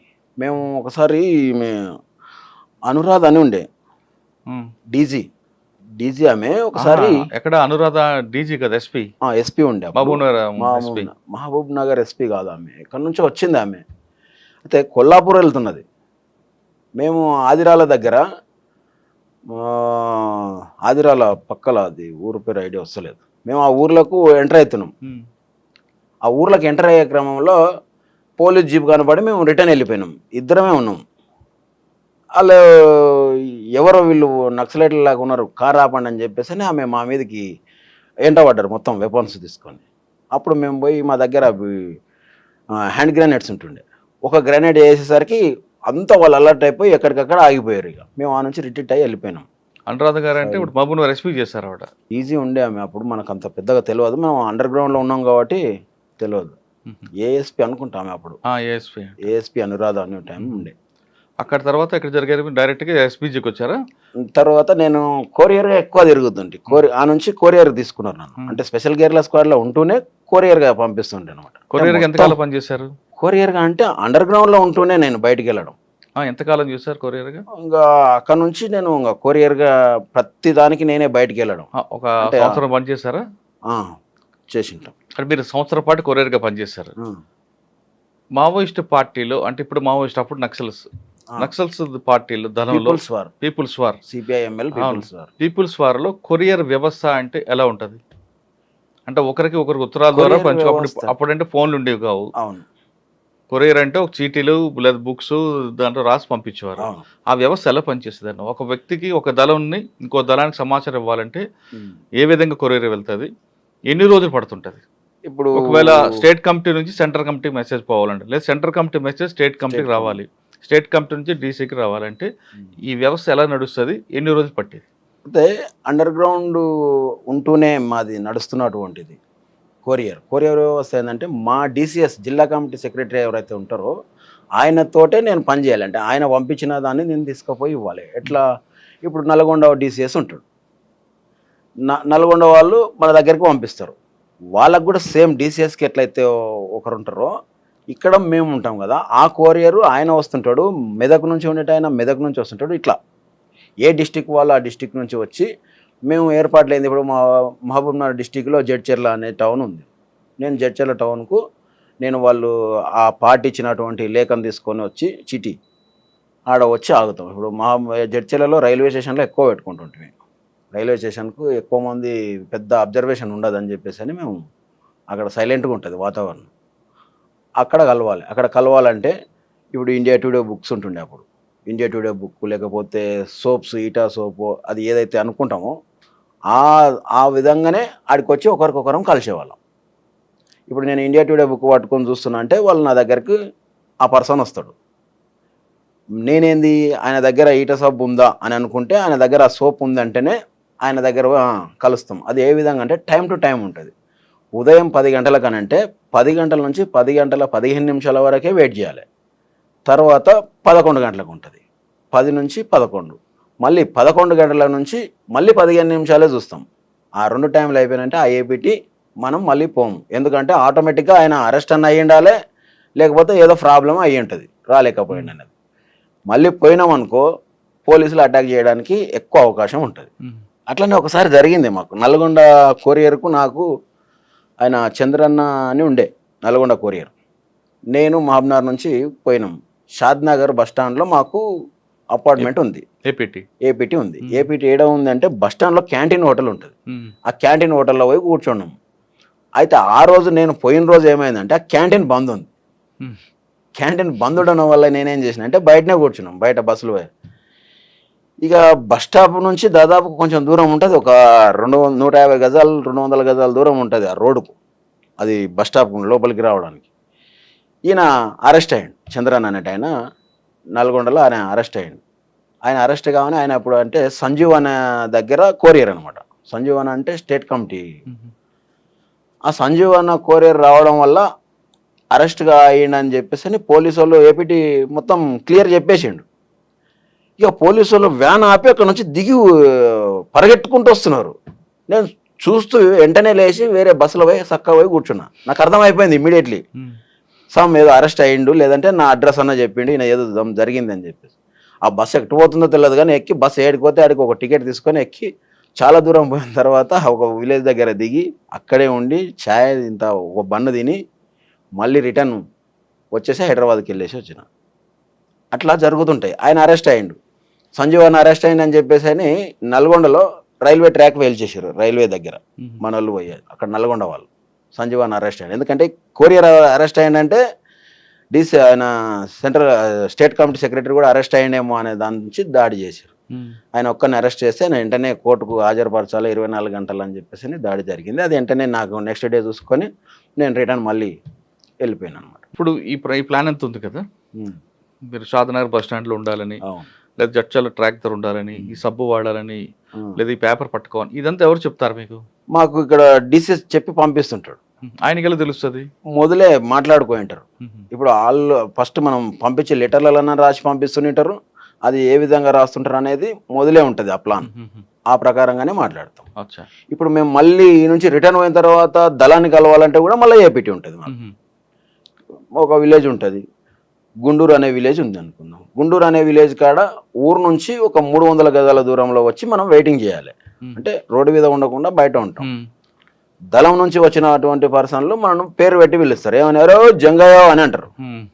అట్లా మనం దానికి రెస్పాండ్ అయ్యి వీళ్ళు మనోళ్ళే, అరే వస్తున్నారు అని చెప్పేసి అని ఇంకా కలుసుకుంటాం అనమాట. అంటే పేర్లు అంటే మనం అనుకునే కోడ్ తోటే నడుస్తుంటుంది అట్లా. ఆ విధంగా కలిసేవాళ్ళం. అంటే దళం మెంబర్ కలిసేటప్పుడు పేర్లతో పిలుచుకుంటారు. పేర్లు అంటే సొంతం పేర్లు వీళ్ళు, అదే ఏదో పేరుతో పోయింటాం అనమాట. ఇక్కడ కలిసేటప్పుడు మాత్రం మళ్ళీ ఫారెస్ట్ లో అయితేనేమో అరే విప్ప పువ్వు దొరికిందారా అని అంటాం అనమాట. చెట్టు దొరికిందా అని ఇట్లా కోడ్ భాషలతోటే పిలిచేవారు. ఆ కోడ్ అని ముందే మీకు చెప్తారు. మేము మొదలు అనుకొని బయటికి వెళ్తాం. నన్ను పంపిస్తారు కాబట్టి కొరియర్గా నాకు ఈ పేరు అంటేనే పలకాలి, లేకపోతే పలకడం అనేది కష్టం. వేరే వాడు వచ్చి కూడా కూతలే వేస్తున్నాడు. ఆ కూతకు ఈనవాడి మనం పోయినామంటే తొందరగా బుక్ అయిపోతాం. అట్లా అడవిలోకి వచ్చిన తర్వాత వెప్పు పువ్వు దొరికిందా లేదా ఇంకో కోడ్ ఇస్తారు అని కోడ్. గోందు ఉందా, లేక గోందు అంటే వాళ్ళు చెట్టుకు తీస్తుంటారు సెంచోళ్ళు. అట్లా మనవాడని అప్పుడు దగ్గరికి వెళ్ళి ఓకే గోందు ఓకే వచ్చింది దొరికింది అని అంటే అప్పుడు కొంచెం దూరంలో ఉంటాం కాబట్టి కలుసుకొని వెళ్తాం అనమాట. అలా సంవత్సరం పని చేశారు. షాదనగర్లో మిస్ అయ్యారు. ఇంకెప్పుడైనా అటువంటి అట్లా జరిగినాయి. ఒటవర్లపల్లిలో ఒకసారి. ఇక్కడ ఒటవర్లపల్లి శ్రీశైలం రూట్లో ఉంటుంది ఒటవర్లపల్లి. అవును. నేను దళం దగ్గర నుంచి అంటే నేను ఎక్కువ కొరియర్ కాబట్టి బయటకి ఎక్కువ పంపిస్తారు అనమాట. ఇక ఒటవర్లపల్లిలో ఎర్లీ మార్నింగ్ తెల్లవారుజామున లేసేసి ఆడ పోయి బస్ స్టాప్లో కూర్చున్నా. 5-5:30 మధ్యలో హోటల్ దగ్గర టీ తాగాలి. అక్కడ నుంచి బస్సు రావాలి, శ్రీశైలం నుంచే రావాలి, నేను సిటీ రావాలి. ఆ క్రమంలోనే పోలీసులు మందలుగా వచ్చారు. మొత్తం వాళ్ళంతా తిరిగి వచ్చారు. మొత్తం నక్సలైట్ల కోసం గాలింపు చేసుకొని దాదాపు ఒక 25-30 మంది దాకా వచ్చేసారు. టీ తాగుతున్నాం, వచ్చిరు, అందరు కూర్చుంటున్నారు. ఏం చెప్పాలనో తెలియదు, ఏం క్వశ్చన్ వేస్తారో తెలియదు అని చెప్పేసి అని రాగానే వీళ్ళు ఏ బస్ అయితే ఎక్కుతారో నేను ఆ బస్ ఎక్కకూడదు. కొన్ని అచ్చంపేట వెళ్తాయి, కొన్ని డైరెక్ట్ హైదరాబాద్ వస్తుంది. హైదరాబాద్ వస్తే హైదరాబాద్ ఎక్కాలి. వీళ్ళు ఎక్కుతున్నారంటే నేను దిగాలి. ఎందుకంటే బస్సులు ఎక్కిన తర్వాత కూడా క్వశ్చన్ రేజ్ చేస్తాను అని చెప్పేసి అని కూర్చున్న కొద్ది క్షణాలలోనే ఒక బస్సు వచ్చేసింది. నేను బస్సు ఎక్కినా వాళ్ళు ఆ బస్సు ఎక్కలేదు. తర్వాత నెక్స్ట్ వాళ్ళు అచ్చంపేట బస్సు ఎక్కిపోయినట్లున్నారు. అట్లా అంటే కొన్నిసార్లు ఏమన్నా జరిగితే ఇంకా మన దగ్గర అప్పటికే మనకు షార్ట్ వేప్ అని ఇచ్చి పంపిస్తారు అనమాట.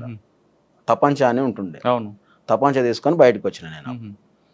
తపంచ చూపించి ఎప్పుడైనా బయటకు వచ్చారు? బయటపడ్డారా? లేదు, ఎక్కడ చూపించలేదు. అంత రాలేదు అప్పుడు. మనకు తపంచ లోపలనే ఉంటుంది, ఎవరికి కూడా చూపించలేదు. అట్లా ఒక్కోసారి ఏపీటీ మిస్ అయింది అనుకో, అంత ఇబ్బంది అయినప్పుడు ఫైర్ చేయాల్సి వస్తుంది. ఇంకా తప్పదు. కానీ ఇంకా మన ప్రాణాలు కూడా ఆ రోజు ఇంకా పోయినాయని లెక్క. ఇంకా అంతే. ఫైర్ మీరు ఫైర్ చేసినాం. పీకేపల్లి అటాక్లో చేసినాం. అక్కడ కాదు, కొరియర్ వ్యవస్థలో ఎక్కడ కూడా జరగలేదు. ఒకసారి ఏపీటీ మిస్ అయింది అనుకోండి, మిస్ అవ్వగానే ఇంకా అరెస్ట్ చేశారు అనుకునే పార్టీ నిర్ణయిస్తుంది. దళం ఇప్పుడు నేను ఏదైతే ఒక దళం ఉంది అనుకుంటే, ఇప్పుడు కల్వకుర్తి దళం ఉంది, నేను దళంలో పనిచేస్తున్నా. ఏపీటీలు మనం పోతుంటాం వస్తున్నప్పుడు కలుస్తుంటాం కదా. ఒక విలేజ్, ఆ విలేజ్లో ఒక ఇంటి దగ్గర కుటుంబ సభ్యుల్లాగా మనకు పరిచయం చేసి ఉంటారు. అది దళ కమాండర్కి తెలిసి ఉంటుంది, షాక్ మెంబర్కి తెలిసి ఉంటుంది, డిప్యూటీ కమాండర్కి తెలిసి ఉంటుంది. నాకు ఆ ముగ్గురికి తెలిసి ఉంటుంది. ఆ ఇంట్లో 15 రోజుల వరకు నాకు ఏపీటీ, నేను పోయి ఆ ఇంట్లో ఉంటే వాళ్ళు 15 రోజుల వరకు అక్కడ వచ్చి తీసుకొని పోతారు. అచ్చా. దళంలో ఉన్న సభ్యులకు ఎవరికి తెలియదు, షాక్ కమిటీకి మాత్రమే తెలుస్తుంది. ఆ షాక్ కమిటీలో ముగ్గురు ఉంటారు, దళ commander, deputy commander, shock member. అంటే పార్టీ మెంబర్ స్థాయి వచ్చిన వాళ్ళందరికీ కూడా షాక్ కమిటీలో ఛాన్స్ ఉంటుంది. అచ్చా. అట్లా నేను కూడా పార్టీ మెంబర్ స్థాయి నాకు వచ్చేసింది. సర్క్యులేషన్ పంపిస్తుండ్రి, అన్ని తీసుకుంటుండ్రి. సాధారణంగా పేపర్లు తీసుకొస్తుంటారు కొంతమంది లోపలికి. అవును. మీకు ఎప్పుడు వస్తాయి పేపర్లు? పేపర్స్ ఇప్పుడు నేను బయటికి వెళ్ళినా అంటే, ఇప్పుడు నల్గొండ పేపర్ కూడా వస్తుండే మా దగ్గరికి, ప్రకాశం వాళ్ళు కూడా కలుస్తుండ్రి, ప్రకాశం డిస్టిక్ పేపర్ వస్తుండే, అన్ని వాళ్ళు తీసుకొచ్చిన దగ్గర నా దగ్గరికి వస్తుండే. ఈ పేపర్స్ అన్నీ తీసుకొని నేను దళం దగ్గరికి తీసుకుపోతుండే. అంటే ఎక్కువ నాకు నల్లమలనే ఎక్కువ కాంటాక్టు, ప్రతి ఒక్క కొరియర్ నాకే కలుస్తుండ్రి. కానీ నేను నన్నంత నమ్మకం అనమాట పార్టీకి, నా పైన విపరీతమైన నమ్మకం. వాళ్ళు దళాలు మొత్తం అక్కడ ఉండి దాదాపు 100 మంది 200 మంది ఉన్నప్పుడు కూడా అక్కడికి చేరవేయడానికి నన్ను బయటకు పంపిస్తుంది. ఎందుకంటే మా అన్న దాంట్లో ఉండడం వల్ల ఈ తమ్ముడు ఎలాంటిది తప్పులు చేయడు అనే దాని నుంచి ఫుల్ నమ్మకం. అప్పుడు అట్లా ఉండిండే, రాను రాను కొంచెం తగ్గిపోయింది. కానీ తర్వాత ఎవరు కూడా ప్రాణం పోయినా చెప్పేదైతే ఉండదు. నీకు పేపర్ వచ్చేసరికి పొద్దున్న 6 7 అవుతుంది. రోజు రాదు సార్, అది టైం. ఒక రోజు పోతే వచ్చిన పేపర్లలో తీసుకొని పోవాలి అంతే. వారంకోసారో 5 రోజులు, ఏ రోజుకి ఆ రోజు పేపర్ రా. ఓన్లీ రేడియోలనే వినాలే, ఎక్కడ ఏం జరుగుతుంది అనేది. రేడియోస్ ఉంటుండే చిన్న, ఆ రేడియోలనే వింటుంటే మన వాళ్ళు. ఒకవేళ వాళ్ళ సమాచారం కిందకి రావాలనుకుంటే ప్రజలకి అప్పుడు ఏం చేసేవారు? వాళ్ళ సమాచారం అంటే పార్టీ సమాచారం ప్రజలకు చేరాలి. ఇప్పుడు మేము ఒక ఎన్కౌంటర్ అయింది, అది బోట్ ఆఫ్ ఎన్కౌంటర్ అన్నా లేదా రియల్ ఎన్కౌంటర్ అన్నా, చనిపోయిన వ్యక్తులు ఎవరు అనేది మెసేజ్ పంపిస్తుంటారు పార్టీ. మనం పేపర్ స్టేట్మెంట్లు ఇస్తాం. అది ఎలా పంపిస్తుంటారు? మన దళ కమాండర్ వాళ్ళు ఇస్తే మనకు కొంతమంది గ్రామాలలో కూడా ఉంటుండ్రి అప్పుడు విలేకరులు, అంటే మన ఏపీసీఎల్సీ వాళ్ళు కూడా ఉంటుండ్రి గ్రామాలలో. కొంతమంది స్కూల్ పెట్టుకొని ఉంటుండ్రి. అవన్నీ అట్లా వాళ్ళ దగ్గర పోయి మనం సమాచారం ఇస్తాం. వాళ్ళకు పోయి ఇస్తే వాళ్ళు తీసుకుపోయి పంపిస్తాం. Okay.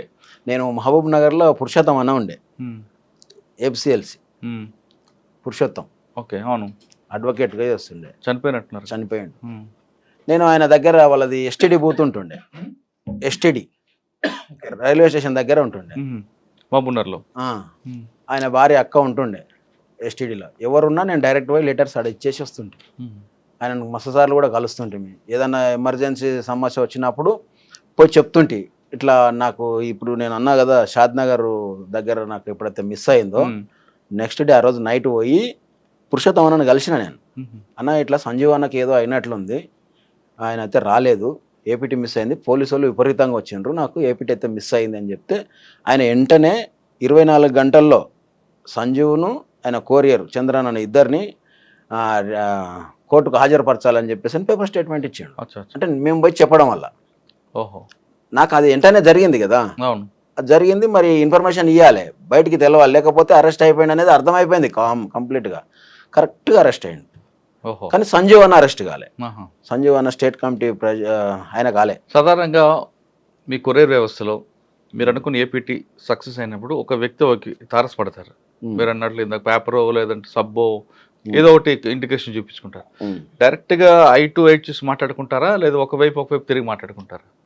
I to I same ఎదురు బదురు నిలబడే మాట్లాడతాం. మా పర్సన్స్ కలిసినప్పుడు కంపల్సరీ కూర్చుంటాం, మంచిగా కూర్చొని మాట్లాడతాం. లేదంటే ఆ నుంచి వేరే దగ్గరికి పోయి టీ తాగుతాం, లేకపోతే అన్నం తిన్నామా లేదా అని చెప్పేసి ఇద్దరం మాట్లాడుకొని భోజనాలు. మెయిన్ ఏంటంటే మాకు ఫారెస్ట్లో అన్నం దొరకాలంటే 2 రోజులు పట్టవచ్చు, ఒకసారి 1 డే పడుతుంటుంది. అట్లా ఇబ్బందులతోటి కూడా తిరిగిన కాలాలు ఉన్నాయి. అటువంటి అప్పుడు బయట ఏంటంటే కలిసినామంటే ఫస్ట్ తిందాం పానా అని చెప్పేసి ఒక హోటల్ దగ్గర ఇంత తిని మాట్లాడుకుంటూ, అది అయిపోయిన తర్వాత మళ్ళీ ఎవరి దారిలో వాళ్ళు వెళ్ళిపోతాం. ఓకే. తర్వాత మీ వర్క్ చూసి మీకు స్పెషల్ గెరిల్లా తీసుకున్నారా? ఎస్జిఎస్లో తీసుకున్నాను. ఎస్జిఎస్ తీసుకున్న తర్వాత ఎక్కడ మీరు వర్క్ ఎక్కడింది? ఎస్జిఎస్లో అంటే అది స్పెషల్ గెరిల్లా స్క్వాడ్. అది ఎక్కువ ఎక్కడైనా దాడి చేయాలంటే ఈ దళం చేసే పని ఏంటంటే స్పెషల్ గెరిల్లా స్క్వాడ్ అక్కడ ఉన్నటువంటి లోకల్ దళాన్ని టచ్ చేసుకొని దాడులు చేయడానికి ముందుకు పోయేదన్నమాట. దీంట్లో సాధారణ గెరిల్లా అనగానే గెరిల్లా వార్ వేరే కనిపిస్తుంది. అవును, అన్ని ఒకేసారి రావు. గెరిల్లా అనగానే మీరు కూడా అదే విధంగా వెళ్ళేవారా? సేమ్. ఎలా? ఇప్పుడు పీకేపల్లి అటాక్ చేయాలని అనుకున్నాం. పీకేపల్లి అటాక్కు ఈ స్పెషల్ గెరిల్లా స్క్వాడ్ యాడ్ అయ్యే వాళ్ళతోటి కలిసి ఎవరు అప్పర్ ప్లాట్ వాళ్ళు వాళ్ళ పాన్గల్ దళంతో కలిసి మనం పోయి అక్కడ దాడి చేయడానికి పోవాలి. అట్లా అప్పుడు వచ్చినాం మేము. ఫస్ట్ దాడి చేయాలనుకున్నది కొల్లాపూర్ టౌన్లో దాడి చేయాలని అనుకున్నాం. అయితే అది సర్కిల్ ఆఫీస్ వేరే దగ్గర ఉంది, పోలీస్ స్టేషన్ వేరే దగ్గర ఉంది. ఓకే. మొలచింతలపల్లి రోడ్డుకు పోలీస్ స్టేషన్ ఉంది, సర్కిల్ ఆఫీస్ ఇక్కడ ఉంది. కాబట్టి మనకు ఈ బలం సరిపోదు, ఇది వద్దు అనుకొని పెద్ద కొత్తపల్లిని ప్లాన్ చేసుకున్నాం. పెద్ద కొత్తపల్లిని ఎందుకు ప్లాన్ చేసుకోవాల్సి వచ్చిందంటే కోడేరు పోలీస్ స్టేషన్ కూడా దాంట్లోనే ఉండే. ఈ నక్సల్స్ భయానికి వాళ్ళు కోడేరు పోలీస్ స్టేషన్ కూడా తెచ్చి దాంట్లోనే పెట్టారు. అప్పుడు దాని మీద దాడి చేయాలని చెప్పేసి ఒక నెల రోజుల నుంచి రెక్కి స్టార్ట్ చేసి రెక్కి ఏర్పాటు చేసి తిరిగినాం, అన్ని చేసి లాస్ట్కు ఫైనల్గా దాడికి పోయినాం. ఎన్ని గంటలకు? దాడికి ఈవినింగ్ పోయినాం. అంటే అంతకంటే ఒక బిఫోర్ 1 డే ముందు పోయినాం ఫస్ట్ దాడి చేయాలని చెప్పేసి. ట్రాక్టర్ తీసుకొని పోయినాం. ట్రాక్టర్ ఏమైందంటే మనోళ్ళే ఒక అన్న, ఆయన కూడా చనిపోయాడు. ఆయన ట్రాక్టర్ నడిపేటప్పుడు డొంకలన్నీ ఉంటుండే. డొంక అంటే మీకు అర్థం ఏంటి? డొంగు బాట టైప్ ఉంటుంది. అవును. అందరం ఎక్కి వచ్చేసి అది ట్రాక్టర్ ఇట్లా దిగంగానే ఇరుక్కపోయింది. అది వెనక్కి వస్తలేదు, ముందరికి వస్తలేదు. ఇక చూసి ఈరోజు దాడి క్యాన్సిల్ చేసుకోవాలని చెప్పేసి ట్రాక్టర్ ఇచ్చిపెట్టేసి అందరం రిటర్న్ మళ్ళీ వెళ్ళిపోయినాం. లేట్ అవుతుంది కదా అని వెళ్ళిపోయినాం. మళ్ళీ నెక్స్ట్ డే ఏంటంటే ఏమన్నా డౌట్ వచ్చిందేమో ట్రాక్టర్ ఆడ ఉండడం వల్ల అని ఆ ట్రాక్టర్ ఓనర్కు ఫోన్ చేసి వాళ్ళకి పోయి చెప్పేసి మీ ట్రాక్టర్ మీరు ఎట్లనో లాగా తీసుకుపోండి అని చెప్పేసి అంటే వాళ్ళకి తెలియదు, దాడి చేసామని తెలియదు. అన్నాక వాళ్ళు ఆ ట్రాక్టర్ ఆయన వచ్చేసి తీసుకొని పోయాడు.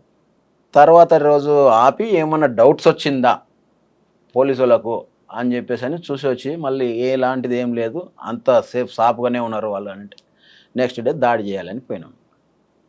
మళ్ళీ నెక్స్ట్ డే సాయంత్రం ఈవినింగ్ 5 గంటలకల్లా ఎద్దుల బండ్లు కట్టుకున్నాం. ఈసారి 4 ఎద్దుల బండ్లు. ఎద్దుల బండ్లకు పొనకలు ఉంటాయి. పొనక అంటే ఇది ఇట్లా కావడి లేలే కనిపించకుండా ఉంటుంది చూడండి, వెదురు దెబ్బలతోటి తయారు చేసేది. దాంట్లో వెపన్స్ పెట్టి పైన చింతపల్ల చెట్ల ఆకులు వేసేసినాం. చింతపల్లకాయలు తెంపుకొచ్చిన వాళ్ళలాగా పోవాలని చెప్పేసి అని స్టేషన్ దాకా వచ్చేసి 4 ఎద్దుల బండ్లలో కొంతమంది దాంట్లో ఉండి కొంతమంది బయట ఉండి పోయి స్టేషన్ మీద అటాక్ చేసినాం. స్టేషన్ మీద దాడి చేసినప్పుడు దాంట్లో ఫస్ట్ బుల్లెట్ మనోడు శివుడు చుక్కాపల్లి ఆయన కూర్చొని ఫైర్ చేస్తుంటే ముఖాల మీద కూర్చొని ఫైర్ చేస్తుంటే బుల్లెట్ వచ్చేసి డైరెక్ట్ కొట్టింది. సాంబశివుడు కాదు, శివుడు, ఇంకొక ఆయన శివుడు. ఆయన బుల్లెట్ ఇడ తగలడం వల్ల ఆయన ఆన్నే పడిపోయాడు. అయితే ఇట్లా టేబుల్ ముందు అతల ఎస్ఐ ఉన్నాడు, ఇతల టేబుల్ ముందు వేరే ఒక ఆయన గౌడు ఉన్నాడు, కల్వకోలు గౌడు. ఆయన ఏంటంటే అలా ఎస్ఐ గౌడు కాబట్టి ఈయన ఒక కాకి పాయింట్ వేసుకొని వైట్ షర్ట్ వేసుకొని పోయి ఆయన వస్తున్నాడు. ఇక ఆయన వచ్చి మనం పట్టుకుంటే మనం ఏం చేయలేం కాబట్టి ఈయన కూడా పోలీసే అని చెప్పేసి ఆయన కూడా ఫైర్ కొట్టేస్తే ఆయన చనిపోయాడు. ఆయన ఒక మామూలు వ్యక్తి ఆ రోజు చనిపోవడం జరిగింది. అట్లా ఎస్ఐ ఆయన కవర్ చూసుకొని ఫైర్ చేయడం వల్ల నాకు వచ్చేసి బుల్లెట్ ఇక్కడ దిగింది. ఇక్కడ దిగి నుంచి సైడ్ నుంచి వెళ్ళిపోయింది లోపల నుంచి ఇట్లా. అంటే ఎస్ఐ ఫైర్ చేశారు? SI fire Bhaskar Goud pistol bullet. First ఆయన అతల పడిపోయింది, తల నాకు తగిలింది.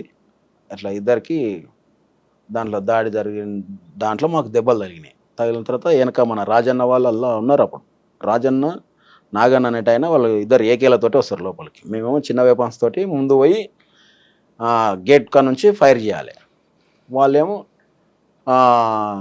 లోపలికి డైరెక్ట్ వెళ్ళిపోతారు. అంతలోపు మేము అంతా కవర్ చేసి పెట్టాలి.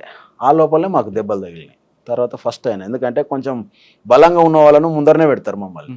అట్లా నేను కొంచెం యాక్టివ్గా ఉంటుంటే దాడులలో ముందు ఉంటుంటే అన్న ఆలోచనతో పెట్టినారు. అట్లా బుల్లెట్స్ అదే దళంలో రచితక్క వీళ్ళందరూ కూడా ఉంటున్నారు కదా? ఉండింటారు కానీ పేర్లు అలియాస్ వేరే పేర్లు ఉంటాయి. సరే, అంటే దాడి ఎంతసేపు ఉంటుంది మీ ఇద్దరు మధ్య? మేము మొత్తం 25 మందితోటి పోయినాం దాడికి. 25 మందిలో 4 ఫస్ట్ పెద్ద కొత్తపల్లి గేట్ దగ్గర పోయి అంబుష్ అంటే మందు పెట్టుకొని మందు పాత్ర పెట్టుకొని కూర్చున్నారు మనోళ్ళు.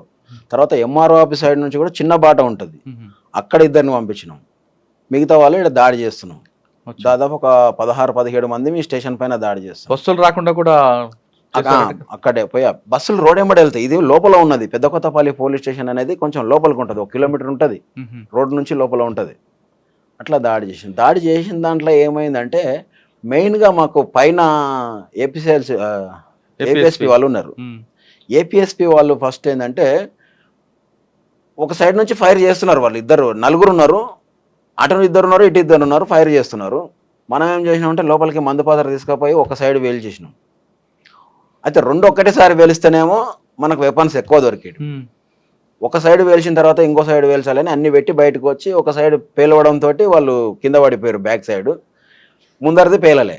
ముందరిది వెనక సీరికి వేలుద్దామనే లోపు వైర్లన్నీ ఊసిపోయినాయి అనమాట. ఒకటి పేల్చేసరికి ఈ వైర్లు ఆగవు, ఊడిపోయినాయి. అప్పుడు అంటే ఆ తొందరపాట్లో తెలియక ఆ విధంగా చేసి అట్లా ఫెయిల్. కింద ఉన్న వెపన్స్ అన్ని తీసుకొచ్చినాం. 5 వెపన్స్ దొరికినాయి మాకు.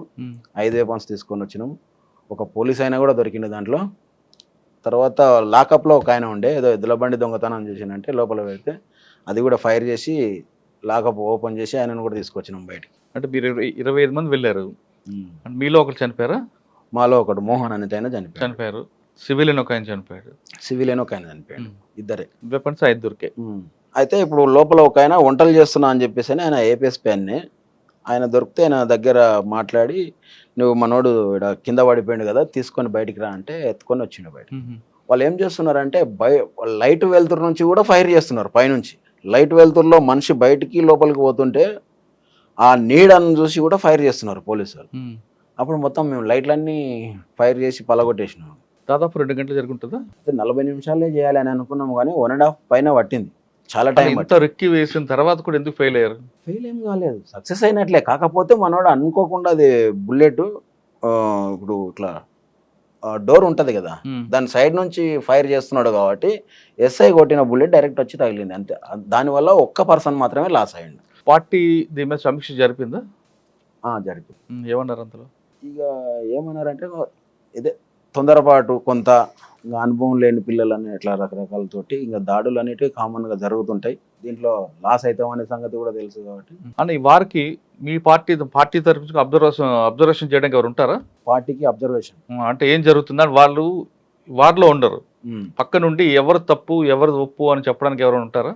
అట్లా అన్నీ ఏముండదు. అంటే దళంలో అందరూ కలిసే మాట్లాడుతుంటారు. ఫస్ట్ డిసిఎస్ జిల్లా కమిటీ మొత్తం కూర్చుంటుంది. డిసిఎంలు ఉంటారు, డిసిఎస్లు ఉంటారు. అక్కడ కాదు, వారు జరుగుతున్నప్పుడు మీకు వాళ్ళకి యుద్ధం జరుగుతున్నప్పుడు అప్పుడు ఎంతసేపు ఉన్నా కాషన్ ఫాలో కావాల్సిందే. అప్పుడు మాకు జిల్లా కమిటీ మెంబర్ నాగన్ననే మిస్టేక్ జరిగిందని చెప్పేసి ఆయన మీదనే మాట్లాడినారు తప్ప ఇంకా ఎలాంటిది అంటే తర్వాత మాట్లాడుతాం. అప్పుడు దాడి జరిగేటప్పుడు ఎలాంటిది అందరూ అయిన తర్వాత ఎక్కడికి కలిసారు? మళ్ళీ మేము యాపట్ల అనే ఒక విలేజ్ ఉంటుంది, యాపట్ల దాకా నడుచుకుంటూ వెళ్ళినాము. అంటే ఆ యాపట్లలో ఒకటి ఎద్దుల బండి కట్టి ఒక ఆయన చనిపోయిన ఆయన ఉన్నాడు కదా, శివుడు నేను ఇద్దరం ఒకటే బండ్లనే పడుకొని పక్కలనే శవం పక్కలనే పడుకున్నా. నేను కూడా బుల్లెట్ దిగింది, బ్లడ్ ఎక్కువ పోయింది కాబట్టి పడుకున్నాం. పడుకొని ఆ బండ్లనే పోయినా శవం పక్కలనే. ఆ నుంచి ఒక వాగు వస్తుంది, వాగు దాకా ఎద్దుల బండి వచ్చింది. మళ్ళీ ఆ నుంచి మమ్మల్ని ఎత్తుకొని పోయారు ఇద్దరిని. మీరు ట్రీట్మెంట్ ఎక్కడ తీసుకున్నారు? ట్రీట్మెంట్ వచ్చేసి అక్కడ నుంచి ముననూరు దగ్గర వీళ్ళు ఉంటారు, నర్సులు ఉంటారు. ఆ నర్సు ఇండ్ల కాడికి ఏకంగా మన వాళ్ళు పిలిపించారు ఒక డాక్టర్ను. ఆ డాక్టర్ వచ్చేసి అక్కడ చూసి మొత్తం చేసి, ఇక్కడైతే మనకి ఇటు సైడ్ ఏమో చిన్నగా హోల్ పడుతుంది బుల్లెట్ దిగినప్పుడు, ఇటు సైడ్ ఎక్కువ ఎంట్రీ దగ్గర చిన్నదో, ఎగ్జిట్ దగ్గర ఇట్లా పెద్దగా ఉంటుంది. ఎందుకంటే వెపన్ లో లోపల థ్రెడ్స్ ఉంటాయి. బుల్లెట్ వెళ్ళేటప్పుడు ఇట్లా వెళ్తుంది కాబట్టి లోపల నుంచి బయటకు వెళ్ళేసరికి ఈ విధంగా వెళ్ళింది అనమాట. అట్లా ఈడి దాకా కుట్లేసిండ్రు. అంటే నేను ఏంటంటే సరే ఏదైనా సరే కానీ కరిగిపోయే కుట్లు ఉంటాయి కదా, అవి వేయండి అంటే వేసేసి మళ్ళీ రావాలంటే మాకు ఇబ్బంది అని చెప్పేసి చెప్తే వేసి. తర్వాత ఇక్కడ ఎంతకాలం పనిచేశారు స్పెషల్ గెరిలాలో? ఇక స్పెషల్ గెరిలా నాకు ఆ బుల్లెట్ ఎప్పుడైతే తగిలిందో అంటే ఇంకా ఫైనల్గా అప్పుడు నేను ఒక ఆలోచన, అంటే రివర్స్ అమ్మా నాయన అనేది గుర్తొచ్చిందా అని మీరు ఫస్ట్ అన్నారు చూడు, అప్పుడు అమ్మ గుర్తొచ్చింది. డబ్బు తగిలితే అమ్మ గుర్తుకొచ్చింది. అప్పుడు అమ్మ గుర్తుకొచ్చింది. అప్పటికి అన్న నల్గొండ డిస్టిక్ లో కనగల్ దళ కమాండర్గా చేస్తున్నాడు.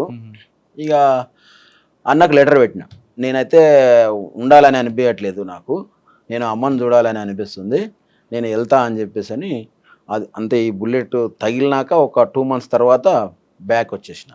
బ్యాక్ వచ్చి నేను మళ్ళీ పోయినా దళం దగ్గర. వచ్చి అమ్మ వాళ్ళని అంతా కలిసిన తర్వాత అమ్మ ఏడవడం, ఇబ్బంది పెట్టడం, అరే మీకోసం ఇట్లా నేను అదే పని అంటే, సరే అమ్మ నేనైతే నక్సలైట్లు ఏం పోలే, అన్న పోయిండు, నేను హైదరాబాద్లో పని చేస్తున్నా, నా గురించి ఎవరికి తెలియదు అప్పటి వరకు కూడా, అన్న మాత్రమే తెలుసు. అన్నాక నేను హైదరాబాద్లో పని చేస్తున్నా ఇట్లా అని చెప్పేసి అన్నాక, సరేరా అయితే అయ్యింది, ఇంక ఇప్పుడన్నా వచ్చి ఇంటికాడ ఉండు అంటే, సరే అమ్మ వస్తా, కానీ నాకు ఇంకొక 1 నెల రోజులు టైం ఇవ్వండి, నేను పోయి మాట్లాడేసి వస్తా అని చెప్పేసి మళ్ళీ దళం దగ్గరికి వెళ్ళిన. దళం దగ్గరికి అంటే మళ్ళీ ఏపీటీ తీసుకొని నాకు ఆల్రెడీ 2 months తర్వాత ఏపీటీ పెట్టుకొని వచ్చిన అనమాట. వచ్చి మళ్ళీ వెళ్ళిన. ఎవరు అశోక్ అన్న దగ్గరికి పంపించిండు. లింగన్ అని ఉండే, తొంటశేఖర్ లింగన్ అంటే ఆయనకు అచ్చంపేటలో ఒకసారి డిపో వేల్చేటప్పుడు పెట్రోల్ పోసి అంటు పెడితే చేయి కాడికి వెళ్ళిపోయింది అనమాట. అయ్యో. ఆయన మా డీసీఎం అంటే జిల్లా కమిటీ మెంబర్ ఉండే. ఆయన ఉండి, తమ్ముడు నువ్వు మేము చెప్తే వినవు, నువ్వు ఒకసారి అశోక్ అన్నను కలువు, నీకు అశోక్ అన్నకు మంచిగా ఉంటుంది అని చెప్పేసి అప్పుడు అశోక్ అన్న దగ్గరికి పంపించాడు. అప్పుడు అశోక్ అన్నను పోయి కలిస్తే ఆయన దగ్గర ఉండాలి తమ్ముడు, నువ్వు ఇక్కడనే ఉండు, ప్రజల మనం పని చేయాలి, మనం బయట పోయి బతకలేము, చాలా కష్టం ఉంటుంది అని చెప్పేసి అనేది మాట్లాడాను. అంటే ఏమన్నా నాకైతే అమ్మ మీద ప్రేమతోటి బయటికి వెళ్ళినా, అమ్మ దగ్గర కూడా చెప్పొచ్చిన, వస్తామ్మా నేను నెలలోపు వస్తా అని చెప్పొచ్చిన. అంటే ఆయన ఉండు, ఒక 1 రోజులు ఉండు అని ఎంబడి పెట్టుకొని ఉండి, ఇప్పటికైనా ఆలోచన చేయంటే లేదు వెళ్ళాలని అనిపిస్తుంది, నేను వెళ్తా అన్నకు. మళ్ళీ లెటర్ పెట్టినామంటే లెటర్ పెట్టినా అన్నకు పంపించిన. అన్నకు నా నుంచి అశోక్ అన్న నన్ను బయటికి పంపించాడు. ఫైనల్ నా నుంచి బయటకు వచ్చేసి. ఎవరి ద్వారా సరెండర్ అయ్యారు మీరు? మా ఊర్లో సహదేవ్ యాదవ్ అని ఒక ఆయన మున్సిపల్ చైర్మన్ ఉండే మహబూబ్ నగర్లో. ఓహో. ఆయనది మా ఊరే సొంతం. అంటే వాళ్ళ నాయన వాళ్ళ అన్న సర్పంచ్ చేస్తుండే. ఆయన దగ్గరికి పోయి మా వాళ్ళందరూ కలిసి మున్సిపల్ చైర్మన్ సహదేవ్ యాదవ్ తీసుకుపోతే ఆయన ఎస్పీకి చెప్పి మాట్లాడి. ఎవరు ఎస్పీ? జితేంద్ర ఎస్పీ ఉండే, జితేంద్ర. ఆయన తర్వాత ఏఎస్పీ ఓఎస్డీగా నాగురావు సార్ ఉండండి. ఓకే. తెలుగు, ఆయన ఒక్కడే తెలుగు మాట్లాడుతుండే నాగురావు. ఆయనకు రాకుంటుండే, జితేంద్రకు అసలు తెలుగే రాకుంటుండే. వాళ్ళు మాట్లాడి అంతా చేసి సరెండర్ అయితే అయిపోయాను. సరెండర్ బయటకు వచ్చారు. ప్రభుత్వం మీకు ఏదో ఇచ్చింది, అప్పుడు ఇవ్వాల్సింది? నాకు ఆటో ఇచ్చింది. ఆటో తీసుకొని బతకాలి అని చెప్పేసి, తర్వాత వ్యవసాయ పొలం ఇస్తామని చెప్పేసి అని చెప్పింది. ఇక మస్తు చెప్పింది కానీ అన్నీ చేయలేరు వాళ్ళు. ఏమి ఇచ్చారు? ఒకటి ఆటో ఒకటి ఇచ్చారు. ఆటో ఒకటి ఇచ్చారు. కానీ మీరు బయటకు వచ్చారు అమ్మ మీద మమకారంతో. అన్న కూడా రమ్మని పేపర్ స్టేట్మెంట్ ఇచ్చారు. ఆటో ఇచ్చినప్పుడు వీళ్ళు డిపార్ట్మెంట్ వాళ్ళు ఇట్లా, ఇగో నీకైతే హెల్ప్ చేస్తున్నాం కదా, అన్నకు కూడా మంచిగా చేస్తాం, మరి అన్నను కూడా బయటికి తీసుకురావాలి అని చెప్పేసి అంటే మాట్లాడాల్సి వచ్చింది. సరే, మీ ప్రకటనకి అన్న స్పందించారా? స్పందించిందంటే ఆయన అప్పటికే నా మీద విపరీతమైన కేసులు ఉన్నాయి, నేను ఒక దళ కమాండర్గా చేసిన కదా, నేను వచ్చి సరెండర్ అవ్వడం కరెక్ట్ కాదు, నేనైతే రాను అనే ఆయన ఆలోచనతోటి ఉండినాడు. కానీ మళ్ళీ ఆయనకు ఒక ప్రేమ ఏంటంటే, తమ్ముడు చిన్నోడు కదా, వీనికి ఏం తెలిసి తెలియని వయసులో ఇక్కడ తీసుకొచ్చినాము, వీడు ఏ విధంగా బతుకుతాడు బయట ప్రపంచంలో అని చెప్పేసి అని ఆయన కూడా కొంచెం ఆలోచన చేసి బయటికి రావాల్సి వచ్చింది. ఎప్పుడు వచ్చారు ఆయన? నేను వచ్చిన ఒక 2-3 yearsకి వచ్చిండు బయట. నేను వచ్చేసి మ్యారేజ్ చేసుకున్నా. బయటకు వచ్చిన తర్వాత, మ్యారేజ్ అయిపోయిన తర్వాత ఆయన బయటకు సరెండర్. మీ పెళ్ళికి కూడా రాలేదు ఆయన? రాలేదు. తర్వాత ఆయన పెళ్లికి మేము వెళ్ళినాం. ఆయన బయటకు వచ్చాక పెళ్లి చేసుకున్నారా? ఆయన బయటకు వచ్చిన తర్వాత ఆయన పెళ్లి చేసుకున్నారు. మీరు లోపల నుంచి బయటకు వచ్చాక అన్న లోపల ఉండి ఏ కార్యక్రమాలు చేశారు నల్గొండ జిల్లాలో? వాళ్ళకే తెలిసి ఉంటే మనకి. అన్న బయట చాలా కేసెస్ ఉన్నాయి. అప్పటికి 80 కేసులు ఏమి ఉండే అన్న పైన. ఇక అప్పుడు వినాయక్ ప్రభాకర్ ఆప్టే అని ఒక నల్గొండ ఓఎస్డి ఉండే. ఓఎస్డి ఉండే మామ్నార్లో. ఆయన ఒకటి అడుగుతుండే, చెప్పన్నా చెప్పు, అన్నం తీసుకురా, బయటికి తీసుకురా, మేము ఉన్నాము, ఏం కానీ అది ఇది అని చెప్పేసి అంటే ఆయన ఎస్పీ బాలసుబ్రహ్మణ్యం ఉండే ఎస్పీ అప్పుడు. వాళ్ళిద్దరు బాగా ఇబ్బంది పెట్టి నన్ను తీసుకురా అంటే అన్న అనుకోకుండా ఒకసారి హైదరాబాద్లో మా రిలేటివ్ దగ్గర ఒక ఫోన్ కాల్ లింక్ పెట్టుకొని బయటకు వచ్చేసి ఆయన బెంగళూరులో పోయి ఉన్నాడు. ఆ ఫోన్ కాల్ వల్ల మన వాళ్ళు కలవడం వల్ల ఫోన్ కాల్లో నేను బెంగళూరు వెళ్ళాల్సి వచ్చింది. అప్పుడు నేను అమ్మని తీసుకొని బెంగళూరు పోయి మాట్లాడి అంతా చేసి, సరే ఇప్పుడు మనకి ఇన్ని కేసెస్ ఉన్నాయి, ఇప్పుడు నేను వచ్చి సరెండర్ అయ్యేది ఏంది, అవసరం లేదు, మనకు ఇబ్బందులు చాలా అయితే తిరగలేము, నీవే ఎన్నో ఇబ్బందులు పడి తిరుగుతున్నావు కదా అంటే సరేలే అని చెప్పి ఆ విషయాన్ని అనుకోకుండా మాట్లాడి ఎస్పీ దగ్గర మాట్లాడితే, మేము కేసులే లేకుండా సరెండర్ చేస్తాము అనే లెవెల్లో మాట్లాడి ఆయన్నే వినాయక్ ప్రభాకర్ ఆప్టే బాగా క్లోజ్ అయిపోయింది నా దగ్గర. వాళ్ళు ఆ నుంచి కిషన్ సార్ ఉంటాడు. కిషన్ సార్ కూడా ఉండే కొత్తకోటలో. ఆ సార్ వీళ్ళంతా ప్రోత్సాహంతో సార్ బాగా హెల్ప్ చేసిండు మాకు. కిషన్ సారు, తర్వాత వినాయక్ ప్రభాకర్ ఆప్టే సారు కొంచెం. ఆ నుంచి పోయి నన్ను బెంగళూరుకు పోయినాం. వీళ్ళు పోలీసు వాళ్ళు వచ్చారు నా ఎంబడి. బెంగళూరులో అన్న ఏడ ఉంటాడో ఆడికి పోయి మాట్లాడి తీసుకొని వచ్చేసినాం. ఏం కాదు, సరెండర్ చేస్తామని తీసుకొచ్చారు. అదే మాట ఇచ్చారు. అదే మాట నిలబడ్డారు పోలీసులు? నిలబడ్డారు.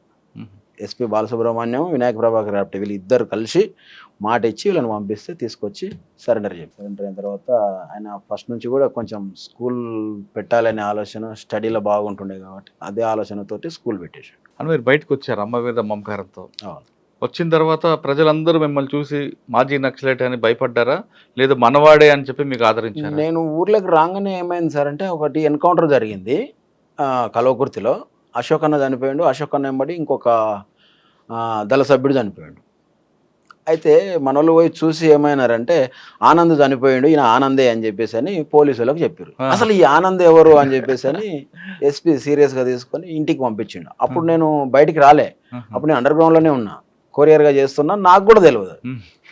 ఊరు దాకా పాకింది. ఊర్లోకి పోలీసు వాళ్ళు పోయి మీ ఓడు చిన్న తమ్ముడు చనిపోయాడు అని మా అన్న వాళ్ళను మా అమ్మ వాళ్ళని అడిగితే ఇంకా వాళ్ళంతా ఏడుపులు గగ్గోలు పెట్టి ఈ శవాన్ని తీసుకురానికి పోతే కూడా మళ్ళీ మాకేమో ఇబ్బందులు, వాడు పోతే పోని మాకైతే తెలియదు సార్, వాడు ఎవడో మాకు తెలియదు అని చెప్పేసి అని ఎవరు పోయలేరు. తర్వాత ఈ ఆనంద్ కాదు ఇతను వేరే చంద్రమౌళి అని చనిపోయాడు అజిలాపురం ఆయన అనుకొని అయిపోయింది. నేను ఊర్లోకి రాగానే అందరూ అరే చనిపోయినాడు వస్తున్నాడు అని, సాగర్ గారు చనిపోయిండు కదా ఎట్లా వస్తున్నాడు అని చెప్పేసి అని అందరు అడుగుతున్నారు. కానీ నాకు డౌట్ రాలే అప్పటికి కూడా, తెలియదు. మనం అప్పుడు అనుకోకుండా వచ్చిన నేను సడన్గా అమ్మని చూడాలి అని ఆలోచన. సరే ఎందుకు అంటున్నారు తెలిస్తే ఇట్లా పోలీసు వాళ్ళు వచ్చిండ్రని ఇంటికి పోగానే చెప్పారు అనమాట. చనిపోయిన కొడుకు కళ్ళ ముందు కనబడితే అమ్మ రియాక్షన్ చాలా ఆనందపడ్డది. అసలు ఇంకా ఆమె ఇంకా హౌదులు లేవు, వాళ్ళ తమ్ముళ్ళ దగ్గరికి తీసుకొని పోయింది వాళ్ళ ఊరికి. వీనైతే వదలకాకండి, వీని ఇక్కడనే కట్టేయండి, వీడు పోతే దొరకడు అనే ఆలోచనతో, అంటే ఆ ప్రేమలో అట్లా చేస్తుంది అనమాట. అంటే మీరు బయటకు వచ్చారు మీరు అన్న, అప్పటి నుంచి ఇప్పటి వరకు సాధారణ కొంతమంది నక్సలెట్లు రియల్ ఎస్టేట్ దందాలు చేసుకుంటూ సెటిల్మెంట్ చేసుకుంటూ కనిపిస్తుంటారు. అందరూ అలా కాదు, కొంతమంది మాత్రమే. కొంతమంది ఇప్పుడు కూడా పార్టీ నేర్పిన క్రమశిక్షణతోని అదే మాట మీద నిలబడి ప్రజల కోసం పనిచేసే వాళ్ళు ఉంటారు మీలాంటి వాళ్ళు కొంతమంది. మీరు ఆ దారి ఎత్తుకోకుండా ఈ దారిలోకి ఎందుకు వచ్చారు? అంటే ఈరోజు ఈ ఉన్నటువంటి వ్యవస్థ చాలా ఘోరంగా ఉంది. చిన్న చిత్క వాళ్ళను కూడా ఇబ్బందులు పెట్టి లేనిపోని సమస్యలు ఇరికిచ్చే లెవెల్కి వచ్చేసారు. అటువంటి టైంలో మనకి ఎందుకు, మనం వచ్చినాం కదా బయటికి, మనం ఏందో మనం వద్దనుకున్నాం. పార్టీ ఎప్పుడు ఎల్లవేళలా అది పవర్ఫుల్లే. ఎవరికైతే సమస్య వస్తాడో వాడు మళ్ళీ నక్సలైట్ అయితేనే ఉంటాడు. ఇప్పుడు మేము ఆగిపోయినామని కాదు, అది ఎల్లకాలం పుడుతూనే ఉంటుంది. దాని జోలికి మనం పోవద్దు. మనం వద్దనుకున్నాం, సరెండర్ అయినాం. మన భవిష్యత్తు ఏందో మనం మంచిగా బతకాలి, కానీ వేరే ఎటువంటి ఏ దానికి కూడా పోవద్దు అని చెప్పేసి అని మా కుటుంబం జీవనాధారం కోసం బతుకుతున్నాం. అంటే మాకు శాతగాక బయటకు వచ్చినట్లే ఒక రకంగా చెప్పాలంటే. నల్లమల్ల అనగానే ఒకప్పుడు పీపుల్స్ వారికి పెట్టిన కోటది. అటువంటిది నల్లమల పూర్తిగా పార్టీ వెళ్ళిపోవడం మీరు ఏ విధంగా అర్థం చేసుకుంటారు? అంటే ప్రజలకి ఫారెస్ట్ వచ్చేసి చాలా చిన్న ఫారెస్ట్. శ్రీశైలం నుంచి కర్నూలు ప్రకాశం వరకు ఉంటుంది ఫారెస్ట్.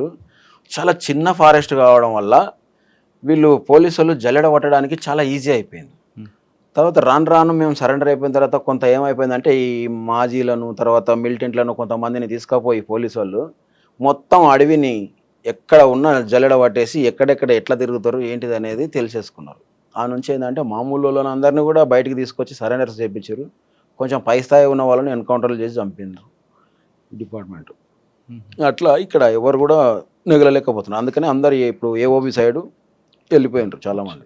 అంటే మీకు మాజీ నక్సలైట్ అనగానే ఒక ముద్ర ఉంటుంది, అది ఒక విధంగా గౌరవంగా చూపిస్తారు. కొంతమంది దాన్ని చెడుగా కూడా మార్చి ఉంటారు. చెడుగా చూపించిన సంఘటనలు వచ్చాయా, అలా గౌరవప్రదంగా ఉన్న సంఘటనలు ఎదురుపడ్డాయా? రెండు ఉంటాయి సార్. బయటికి రావడంతో ఏంటంటే చెడు ఉంటుంది, మంచి ఉంటుంది. ఇప్పుడు ఎవరికి కూడా అందరిన మంచి అనేది ఏం అనుకోరు. అసలు యాక్చువల్గా ఏంటంటే దళంలో ఉన్నప్పుడు ఉన్నంత ఆనందం మాకు బయటకు వచ్చినాక లేదు. ఎందుకంటే దాంట్లో ఎంతో మంది ప్రాణాలు పోగొట్టుకుంటున్నారు, ఎంతో మంది పోతున్నప్పుడు మేము ఒకసారి అనిపిస్తుంది ఎందుకు మేము ఎందుకు బతికినాం అన్నట్లు ఆ ఫీలింగ్ కూడా వస్తుంటుంది.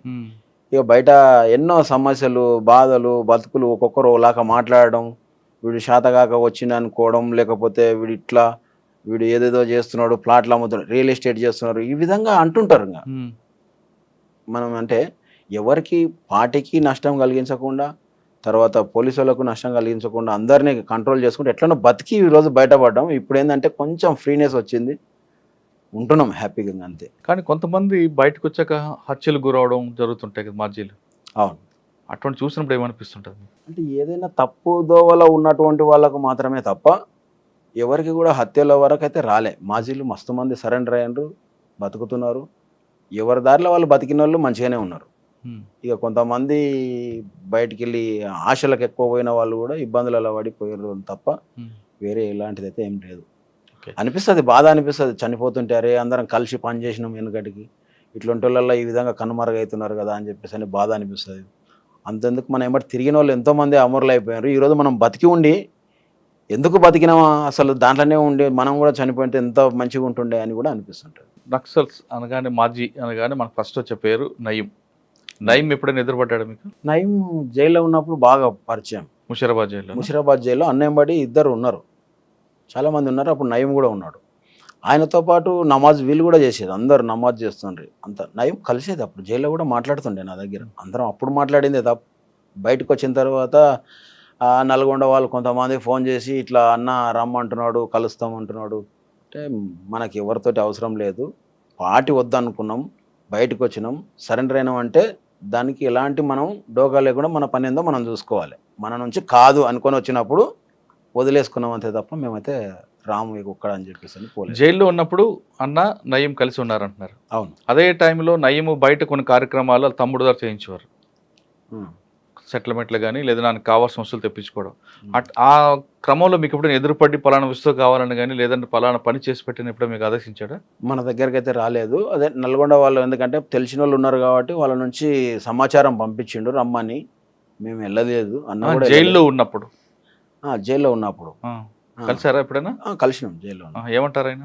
అంటే అప్పుడు ఎంతసేపు ఉన్నా పోరాటాల వైపే మాట్లాడుతున్నాండ్రి. ఆయన జైలు నుంచే సరెండర్ అయ్యిండు. తర్వాత అన్న వాళ్ళంతా బయటకు వెళ్ళిపోయిన తర్వాత నేను చెంచల్ కూడా జైల్లో ఉన్నప్పుడు బయటకు వచ్చిండు. అప్పుడు ఎందుకు జరిగిందంటే ఈదన్న అని ఒక ఆయన ఉండే, హుసేన్ బి భర్త, మర్డర్ అయింది. హుసేన్ బి భర్తను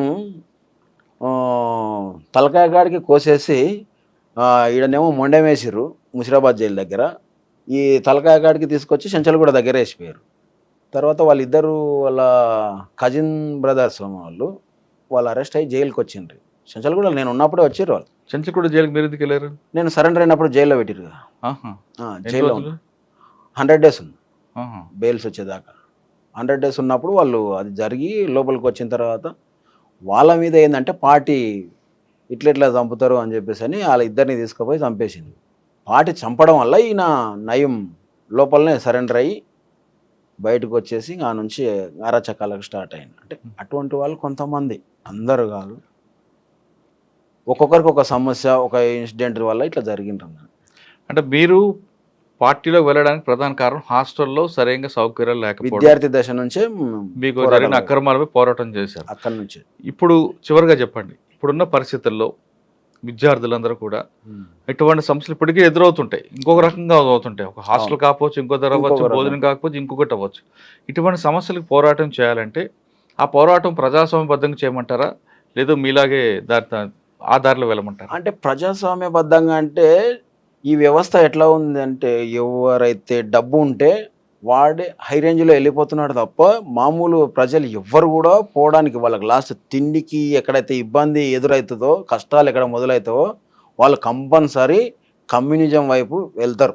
ఏ విద్యార్థి అయినా కంపల్సరీ ఆలోచన స్టార్ట్ అవుతుంది. ఇంకా వీళ్ళు నిర్బంధం ఎంత చేస్తే అంత తొందర స్టార్ట్ అవుతుంది. ఇప్పుడు ఉన్నటువంటి ప్రభుత్వాలు చేసేటువంటి నిర్బంధాలను బట్టే చాలామంది ఆకర్షితులవుతారు. కమ్యూనిజం అనేది ఎప్పటికీ కూడా ఆగదు, ఖచ్చితంగా పెరుగుతుంది. తగ్గిపోతుంది అనేది అయితే మాత్రం ఉండదు. నేను ఆ విధంగా చెప్పవచ్చో చెప్పకూడదో కానీ అంటున్నా. ఎందుకంటే సమస్య వచ్చినకల్లా ఏమవుతాడంటే అటువైపు ఆలోచన చేస్తారు. చాలామంది స్టూడెంట్స్ చేస్తారు. ఇప్పుడు కాలేజీలో ఉన్నటువంటి పిల్లలు కూడా ఉద్యోగాలు లేవు. తెలంగాణ ప్రభుత్వం ఉన్నంతకాలం అసలు ఎవరికి కూడా రాలే, జాబ్సే వేయలే. ఇవాళ ఇప్పుడు కొత్త ప్రభుత్వం వచ్చింది, కాంగ్రెస్ ప్రభుత్వం, ఈయన వేస్తాడా వేయకూడదు. అంటే ఇటువంటి వాళ్ళు ఎంతోమంది వెయిట్ చేస్తూ ఏమైపోతారంటే ఇవి ఇంతే, ఈ ప్రభుత్వాలు సవ్యంగా జరగవు కాబట్టి ఈ వ్యవస్థ నుంచి మారము అనే ఆలోచన వచ్చిన వాళ్ళందరూ కూడా మ్యాక్సిమం అటువైపు చూస్తారు. ఎప్పటికీ ఆగదు. అంటే నేను అంటున్నది ఏంటంటే ఒక రైలు టైపు ఈ నక్సలిజం అనేది అని అనుకుంటున్నాను. ఇప్పుడు ఈ నుంచి ఢిల్లీ పోతుంది ట్రైను, సికింద్రాబాద్లో బయలుదేరేదంటే ఢిల్లీ దాకా వెళ్తుంది. దాంట్లో ఎక్కే వాళ్ళు ఎక్కుతూనే ఉంటారు, దిగే వాళ్ళు దిగిపోతూనే ఉంటారు, మళ్ళీ అక్కడ ఎక్కే వాళ్ళు ఎక్కుతుంటారు, లాస్ట్ గమ్యం అయితే చేరుతుంది. ఈ కమ్యూనిజం అనేది కూడా అట్లే ముందుకు వెళ్తుంది అనేది నా ఆలోచన, నా అభిప్రాయం. ఎప్పటికైనా సమస్య వచ్చిందంటే ప్రతి ఒక్కరు నక్సలైట్ కావాల్సిందే, అవుతారు కూడా. అంటే నేను కావాలని అంటలేను, మీ అభిప్రాయం మా అభిప్రాయం. రైట్. ఇప్పుడు యువతులు అంటే యువకులు ప్రజాస్వామ్యబద్ధంగా పోరాటం చేయాలంటే ప్రభుత్వాలు కిందకి రావాలంటున్నారు సాగర్ అన్న అలియాస్ ఆనంద్. వాళ్ళు ప్రతి యువకులకి సమస్యలు ఉన్నప్పుడు వాళ్ళకి ప్రభుత్వాల కిందకు వచ్చి వాళ్ళకి కావాల్సిన సమస్యలు పరిష్కరించాల్సిన అవసరం ఎంతైనా ఉంది.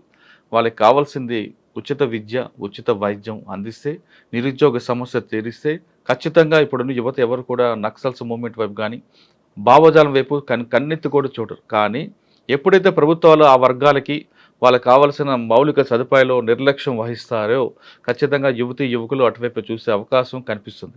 సార్, ఇది నక్సల్స్ మూవ్మెంట్ అనేది ఒక ట్రైన్తో కంపేర్ చేశారు సాగర్ అన్న. వస్తుంటారు, వెళ్తుంటారు, కానీ గమ్యస్థానం చేరాలంటే ట్రైన్ మాత్రం ఆగదు, కరెక్ట్గా గమ్యస్థానానికి వెళ్తుంటారు. కాబట్టి ఇప్పటికైనా ఈ సమస్య పరిష్కారం కావాలంటే ప్రభుత్వాలు ఖచ్చితంగా వాళ్ళకి కావాల్సిన సమస్యల మీద పోరాటం చేయాలి. వాళ్ళ అభివృద్ధి పథకాలు కింద స్థాయి వరకు అందేలా ప్రయత్నం చేస్తే ఈ సమస్యకి ఒక కొలిక్ వస్తే తప్ప పూర్తిగా ఆగిపోదన్న విషయం చాలా స్పష్టంగా తెలుస్తుంది. ఇది సాగర్ అన్న అలియాస్ ఆనంద్తో ఎక్సలెంట్. వచ్చే వారం మరో గెస్ట్తో మళ్ళీ కలుద్దాం. అంతవరకు నమస్తే. థ్యాంక్ యూ అన్న. ఇందులో చాలా స్పష్టంగా చెప్తున్నాం, నక్సల్స్ మూవ్మెంట్ అనేది పెంచడానికో, లేదా పోలీస్ పెత్తనం పెంచడానికో, లేదా నక్సల్స్ మూవ్మెంట్ తగ్గించడానికో, పార్టీ వైపు వెళ్తున్న వారికి లాగడానికో ఈ ఇంటర్వ్యూ ఉద్దేశం కాదు. గతంలో జరిగిన ఉద్యమాలు తీరు ఎలా జరిగాయి, అంతేకాకుండా అప్పట్లో మావోయిస్ట్ పార్టీ కానీ పీపుల్స్ వార్ పార్టీ ఎలా పనిచేసింది, పని చేయబట్టే ప్రభుత్వాల కిందకు వచ్చాయని ఈ చరిత్ర భావితరాలకు చెప్పడానికే ఈ ఇంటర్వ్యూస్ కానీ వేరే ఉద్దేశం కాదని విషయాన్ని చాలామంది అపోహలు పడుతున్నారు. వాళ్ళందరికీ ఇదే message. Thank you very much.